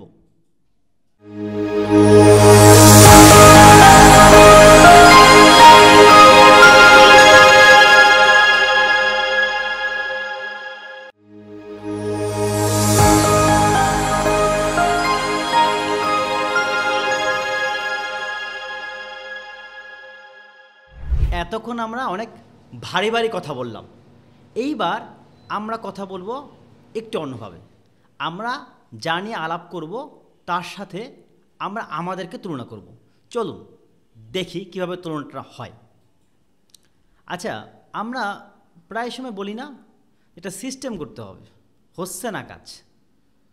কম্পিউটার কিন্তু এমনি কোনো সিস্টেম করে না। কম্পিউটার কি করে? কম্পিউটার নিজেরই একটা সিস্টেম ইউনিট আছে। এই সিস্টেম ইউনিট প্রসেসিং করে, তার একটা মেমোরি আছে এবং নিয়ন্ত্রণের জন্য প্রয়োজনীয় কিছু হার্ডওয়্যার উপাদান আছে। এখন আমরা একটু দেখি বাস্তব জীবনে সে সিস্টেম করতে না পারলেও কম্পিউটারে থাকা সিস্টেম ইউনিট কিভাবে তার এই কাজগুলো করে। যাই। আচ্ছা, এখন আপনি কি করতেছেন? যদি আপনি আমার ভিডিওটা দেখেন, তার মানে আপনি আমার ভিডিওটা দেখতেছেন। হয়তো এই ভিডিওটা দেখতে দেখতে আপনার বান্ধবীকে জিজ্ঞেস করে ফেলছেন, বাবা দুপুরে কি খাইছো? এই যে দুপুরে খাইছো জিজ্ঞেস করে ফেললেন, আপনি আমার ভিডিওটাও দেখলেন। আপনার এই কাম দুইটা করতে কইছে কেনা? আপনার এই কাম দুইটা করতে কইছে আপনার হাত, আপনার পা, নাকি আপনার মাঝখানে যে হৃদয় নামে একটা মহান হৃৎপিণ্ড থাকে সেটাই কামটা করতে কইছে? এই কামটা করতে কইছে আপনার মস্তিষ্ক। এই জন্য আপনি কি করলেন? হয় আমার ভিডিওটা দেখতেছেন, নাইলে আবার কি করলেন, এই ভিডিওটা দেখার ফাঁকে বান্ধবীরে বাবু কি খাইছো হেটাও কয়ে দিলেন। এখন কথাটা হইতেছে মস্তিষ্ক আপনারে কইলেও দেখে আপনি এই কামটা করলেন। কামটা আপনারা বুঝছেন, এটা আমি না বুঝিয়াম। এই কাম আকাম করলেন কারণ মস্তিষ্ক বলছে, মস্তিষ্ক আপনারা করতে বলছে। আবার বললেন না, আপনার দোষ নেই, থাকলেও আছে না থাকলেও নাই। এখন কথাটা হইতেছে কম্পিউটারেও কিন্তু এরকম একটা মস্তিষ্ক আছে, যে মস্তিষ্ক কি করে, নির্দেশনা দেওয়ার পরে সম্পাদনা করে এবং সে আপনাকে এই যে এতক্ষণ যে গল্প করলাম, ভারী ভারী গল্প, ডাটা তথ্য, এই ডাটা থেকে তথ্য বানায়। আপনার যেমন উপরে একটা মস্তিষ্ক আছে, ওর হচ্ছে আপনি দেখেন ছবিতে, যদি ডেস্কটপ হয় দেখবেন পাশে একটা বড় একটা বক্স আছে। ধরেন আপনি এখন বান্ধবীর সাথে একটা গ্যাঞ্জাম করছেন, মানুষ আপনার সান্ত্বনা দেয় কি হাত ধরে না পা ধইরা? সান্ত্বনা দেয় মাথা ধইরা। আপনার কম্পিউটারে যখন একটা গ্যাঞ্জাম বাঁধে, সে কিন্তু আপনার মনিটর খোলে না, সে কিন্তু আপনার মাউস খোলে না, সে কিন্তু আপনার কিবোর্ড খোলে না, খোলে প্রথমে এই বাক্সটা। এই যে বাক্সটা দেখতে পাচ্ছেন, এইটা হচ্ছে কম্পিউটারের মস্তিষ্ক। এই কম্পিউটারের মস্তিষ্ককে আমরা বলি সেন্ট্রাল প্রসেসিং ইউনিট বা সিপিইউ। এই যে সিপিইউটা, এইটা কে ধারণ করে বা এই সিপিইউটা কি ধারণ করে? আপনার এই যে মস্তিষ্ক, আমি যদি আপনার মাথার উপরে হাত দেই, একটা ব্রেন পাবো না, কি পাবো? পাবো একটা শক্ত হাড্ডি, যেটা আপনি বলেন করোটি। এই করোটি ধারণ করে এই বিষয়গুলো। এই করোটির সাথে বা খুলির সাথে আমরা তুলনা করতে পারি মাদারবোর্ডের। চলুন মাদারবোর্ড দেখি। এই যে আপনার করোটি বা খুলি আছে, খুলির মধ্যে কেউ আপনারা বলতেছে ভিডিও দেখেন, কেউ আপনারা বলতেছে বান্ধবীর টেক্সটে রিপ্লাই দেন, কেউ আপনারা বলতেছে ভিডিও দেখে কোনো লাভ নাই, মেন বই খুলে বসেন, কেউ আবার বলতেছে পরীক্ষা আসতে আরও 30 দিন বাকি আছে, একটু ঘুমায় এলাম অথবা পাবজি খেলাম। এই যে মস্তিষ্ক কি করবে বা এই যে নিউরনগুলো ধারণ করে কে? এই করেটি। আর মাদারবোর্ড হচ্ছে এই খুলির মতন। সেই মাদারবোর্ড কি করে? মাদারবোর্ড হচ্ছে এই সিপিইউর যে বিষয়গুলা সেগুলোকে ধারণ করে। আপনি যদি একটু হাতের ডানে দেখেন, আমি একটা বোর্ডের বা তক্তার ছবি নিয়ে আসছি। এই তক্তার ছবির উপরে কিছু কিম্বুৎকিমাকার জিনিসপত্র আছে, কিন্তু এর পিছনের অংশে বা নিচে একটু তাকালে দেখবেন কি আছে? কয়েকটা ছিদ্র আছে। ধরেন প্রথমে যে ছিদ্রটা আছে, এটা দেখে আপনি কি করতে পারেন? এইটা দিয়ে আপনি হচ্ছেন মাউস বা আপনি কিবোর্ডটা ইনপুট করতে পারেন। আপনার নিউরনগুলো যেভাবে হাত পায়ের সাথে বা আপনার, আমি যে কথা বলছি, এই যে ঠোঁটের সাথে সংযুক্ত, একইভাবে এই পোর্টগুলা ইনপুট এবং আউটপুট ডিভাইসের সাথে সংযুক্ত। এরপরে দেখেন আছে USB 2.0 পোর্ট, তারপরে আছে সিরিয়াল পোর্ট। এই যে পোর্টগুলো দিয়ে আমরা কী করি? যে আমি প্রিন্টার অ্যাড করতে পারি, আমি অ্যাড করতে পারি হচ্ছে ধরেন মনিটর অ্যাড করতে পারি। আমরা তো নতুন করে কিছু অ্যাড করতে পারি না, মানুষ যেহেতু স্রষ্টা যা দিছে তাই আমাদের। কিন্তু কম্পিউটারের ক্ষেত্রে নতুন নতুন ইনপুট বা আউটপুট ডিভাইস আমরা অ্যাড করতে পারি। এরপরে আমাদের যদি দরকার হয় একটা এক্সট্রা স্টোরেজ ডিভাইসও আমরা সাথে অ্যাড করতে পারি। অর্থাৎ ব্যাপারটা কি দাঁড়াইলো? মাদারবোর্ড হচ্ছে আপনার ওই খুলির মতন, যে খুলি আপনার নিউরনগুলোকে ধারণ করে। কম্পিউটারের ভাষায় মাদারবোর্ড হচ্ছে একটা বোর্ড, যে বোর্ড হচ্ছে আপনার বিভিন্ন জিনিসপত্র কম্পিউটারে যেগুলো ব্যবহার করা হয়, র্যাম, রম, স্টোরেজ ডিভাইস, সেগুলা সে ধারণ করে এবং ইনপুট আউটপুট ডিভাইসের সাথে একটা সংযোগ স্থাপন করে, যেভাবে মস্তিষ্ক আপনার হাত পায়ের সাথে একটা সংযোগ স্থাপন করে। এইবার যাচ্ছি মেমোরিতে বা রিড অনলি মেমোরি, তার আগে র্যান্ডম অ্যাক্সেস মেমোরি। আচ্ছা, হয়তো এই সময় আইসা হয়তো আপনি ঢাকা ইউনিভার্সিটিতে গেছেন অথবা জাহাঙ্গীরনগরে গেছেন, আপনারা বলতেছে কি 2 বাইট র্যাম, অথবা বলতেছে আপনার তো র্যামের অবস্থা খারাপ। মানে ব্যাপারটা কেমন না? আপনারা বকা দিল কম্পিউটারের ভাষায়। আর ন্যাশনাল ইউনিভার্সিটির ছাত্র নিজেও মনে করেন খারাপ, মানুষও বলে খারাপ, তাই বলে তো জোকস তো বুঝতে হবে না, তা কিন্তু না। তাহলে এই যে আপনারা বলে দিল আপনার র্যাম কম, তাহলে একটু দেখি কম্পিউটারের র্যাম বলতে কি বোঝায়। র্যাম হইতেছে, আপনি ধরেন আপনার মাথায় অনেক জিনিসপত্র আছে, আপনার মাথায় অর্থনীতি আছে, সমাজবিজ্ঞান আছে, অথবা আপনি কয়টা মেয়ের সাথে কথা বলেন তার একটা লিস্ট আছে, অথবা বাবার কাছ থেকে কি বলে আপনি অতিরিক্ত টাকা নিতে পারবেন সেই লিস্ট আছে, অনেক লিস্ট আছে। কিন্তু আপনি যখন আমার এই ভিডিও দেখতে বসছেন, তখন আপনি যদি সেই লিস্টের মধ্য দিয়ে আপনি কয়টা মেয়ের সাথে কথা বলেন, এই মেয়েদের নাম নিয়ে আসেন, আমার র্যাম আপনি বুঝতেন না। কারণ আপনার উচিত ছিল কয়টা মেয়ের সাথে আপনি কথা বলেন সেইটাকে বাদ দিয়া আমি কি বলতেছি সেইটা শোনা। তার মানে আপনি যখন যেটা করছেন সেই সংক্রান্ত তথ্য নিয়ে ভাবছেন। কম্পিউটারও সিমিলার কাজটা করে। কম্পিউটারে অনেক ধরনের তথ্য, অনেক ধরনের প্রোগ্রাম, অনেক ধরনের সফটওয়্যার থাকতে পারে, কিন্তু সে যখন অ্যানালাইসিস করে তার প্রয়োজনীয় সফটওয়্যার, প্রয়োজনীয় ইনস্ট্রাকশন, প্রয়োজনীয় ডিরেকশন, প্রয়োজনীয় ডাটা সে এই র্যামে নিয়ে আসে। এবং তার যখন কাজ শেষ হয়ে যায়, র্যাম থেকে সে বলে বাবা তুমি তোমার যে কামে আনছি সেই কাম তুমি করতে পারছো, এবার যাও গা। এবার তাহলে কই যাবে? সে যাবে স্টোরেজ ডিভাইসে। এই যে একটা অস্থায়ী স্টোরেজ বা অস্থায়ী মেমোরি, যার মাধ্যমে আপনি যে কাজগুলো করছেন সেই ডিরেকশনগুলাই আপনার কম্পিউটারে থাকতেছে এবং কাজ শেষ হয়ে গেলে থাকতেছে না। মানে আপনি এই ভিডিওটা দেখা শেষ, আপনার পড়া শেষ, আপনার পরীক্ষা শেষ, আপনি ভুলে গেছেন, হয়তো আপনি এই বান্ধবীর 10টা নামে চলে গেছেন। এই যে জায়গাটাকে আমরা বলছি র্যান্ডম অ্যাক্সেস মেমোরি, র্যাম। এখন যদি কেউ বলে আপনার র্যাম কম, তাইলে কিন্তু বুঝেন আপনার যখন যেটা মনে করা দরকার আপনি তখন সেটা মনে না করে অন্য কিছু হয়তো মনে করতেছেন, এই জন্য গালিটা আপনি দিয়ে দিচ্ছেন। এইবার যাই রিড অনলি মেমোরিতে। আচ্ছা, আমি যদি আপনারে বলি আপনার নাম কি, আজকে আপনার নাম হচ্ছে রহিম, 3 দিন পর আপনার নাম কি কুদ্দুস হইব? হবে না। 7 দিন পর আপনার নাম কি শাবানা হবে? তাও হবে না। 15 দিন পর আপনার নাম কি ববিতা হবে? তাও হবে না। আপনার নাম যদি কুদ্দুস হয়, আপনি এফিডেভিট না করলে ওই আকিকা দিয়া যে কুদ্দুস নামটা রাখা হয়েছে ওটাই থাকতো। এখন হচ্ছে কম্পিউটারেরও কুদ্দুস মার্কা জিনিসপত্র আছে। কীরকম? কম্পিউটারে কিছু ডিরেকশন থাকে বা কিছু ইনফরমেশন থাকে যা কখনোই নষ্ট হয় না। বিদ্যুৎ যদি বন্ধ করেন তাও তার কাছে এই তথ্যটা থাকে। যেমন ধরেন আপনি যদি ইন্টেলের কম্পিউটার ব্যবহার করেন, যেই আপনি সুইচটা টিপে বললেন বাবা তুমি একটু ওপেন হও, তোমারে দেখতে চাই, হ্যাঁ কিন্তু প্রথমে দেখায় ইন্টেল। মানে কিছু তথ্য থাকে যা সবসময় কম্পিউটার ব্যবহার করতে থাকে এবং যেটি আপনি শুধুমাত্র পড়তে পারেন। মানে you can only read but you can not change.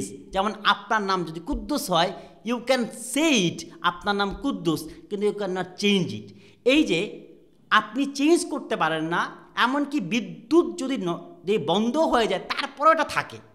এইটাকে আমরা বলতেছি র্যান্ডম রিড অনলি মেমোরি বা রম। তার মানে কি দাঁড়াইলো? রম হচ্ছে একটা নন ভোলাটাইল বা অপরিবর্তনীয় মেমোরি যা বিদ্যুৎ বন্ধ হলেও থাকে। এমনকি এটি যখন কম্পিউটারটা অকার্যকর হয়ে যায় বা বুটিংয়ের প্রয়োজন হয় তখন সে থাকে। মানে সে যতক্ষণ পর্যন্ত কম্পিউটারটা কার্যকর থাকবে ততক্ষণ পর্যন্ত সে থাকবে। এখন যাই স্টোরেজ ডিভাইস।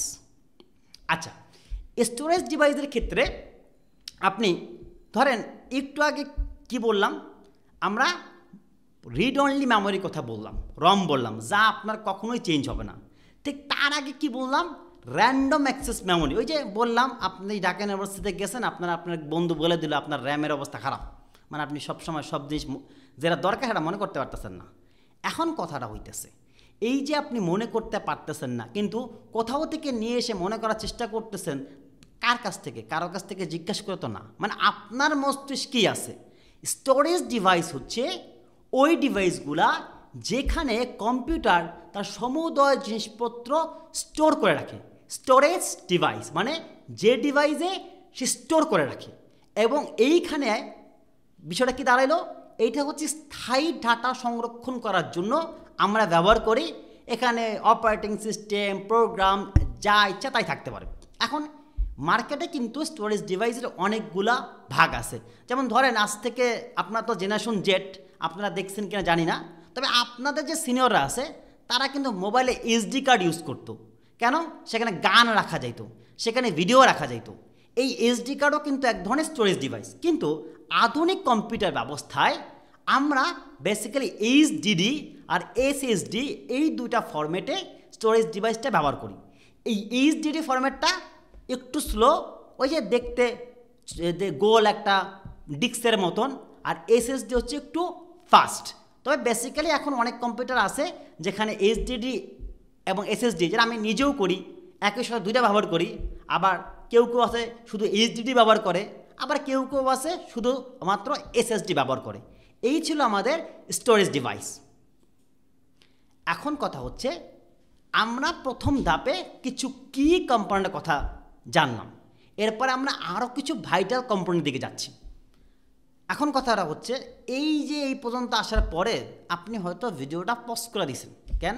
আর দেখতে মন চাইতেছে না, অনেক পড়াশোনা হয়ে গেছে, তাইলে হুট করে আপনার আমার ভিডিওটা দেখতে মন চাইতেছে না কেন? হয়তো মানুষ আমি খারাপ, সেটা অন্য বিষয়।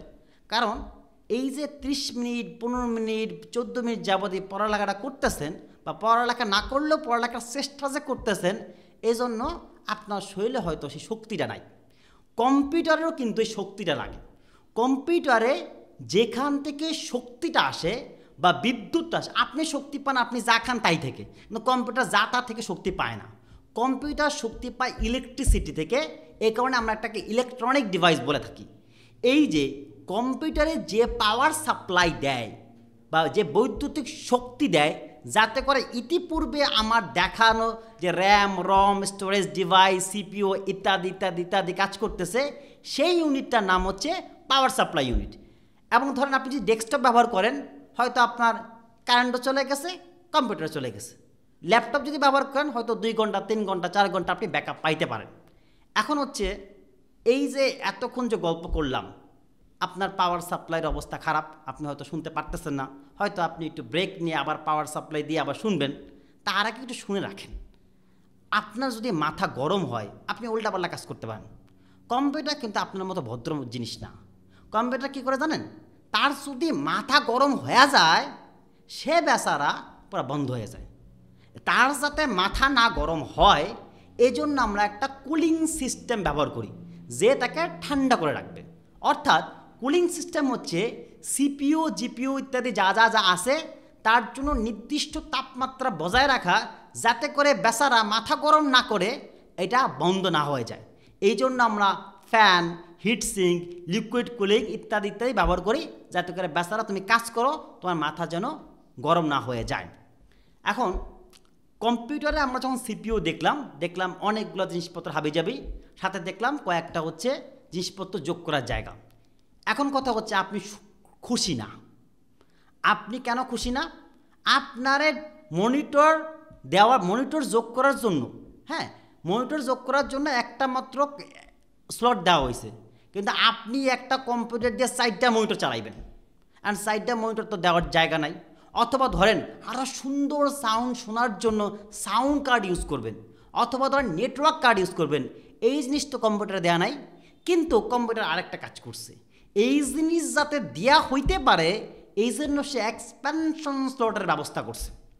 এবং একই সাথে আমি যাতে আরও বেশি ইনপুট আউটপুট ডিভাইস যোগ করতে পারি, তখন হচ্ছে তার জন্য সে কী করছে, ইনপুট আউটপুট পোর্ট ও ইন্টারফেস ইউজ করছে। এখন কথা হইতেছে, এই যে চশমাটা খুলে ফেললাম, আমার সমস্যা নাই, বুঝছেন? কারণ আমি যা লিখছি নিজের থেকে লিখছি তো মনে আছে। কিন্তু চশমাটা খোলাতে সমস্যা হচ্ছে যে আমার পিছনে 2 বান্দা বসে আছে, তাদেরকে চেহারাটা স্পষ্ট দেখতে পাচ্ছি না, বামে আছে না ডানে আছে না ডানে আছে বামে আছে কিছু কইতে পারতাছি না। চশমাটা পড়লে কিন্তু আমি কইতে পারবো কে বামে আছে আর কে ডানে আছে। এই যে আমি ক্লিয়ারলি দেখতে পারার জন্য চশমাটা ব্যবহার করি। কম্পিউটারটারে কোনো চশমা লাগে না।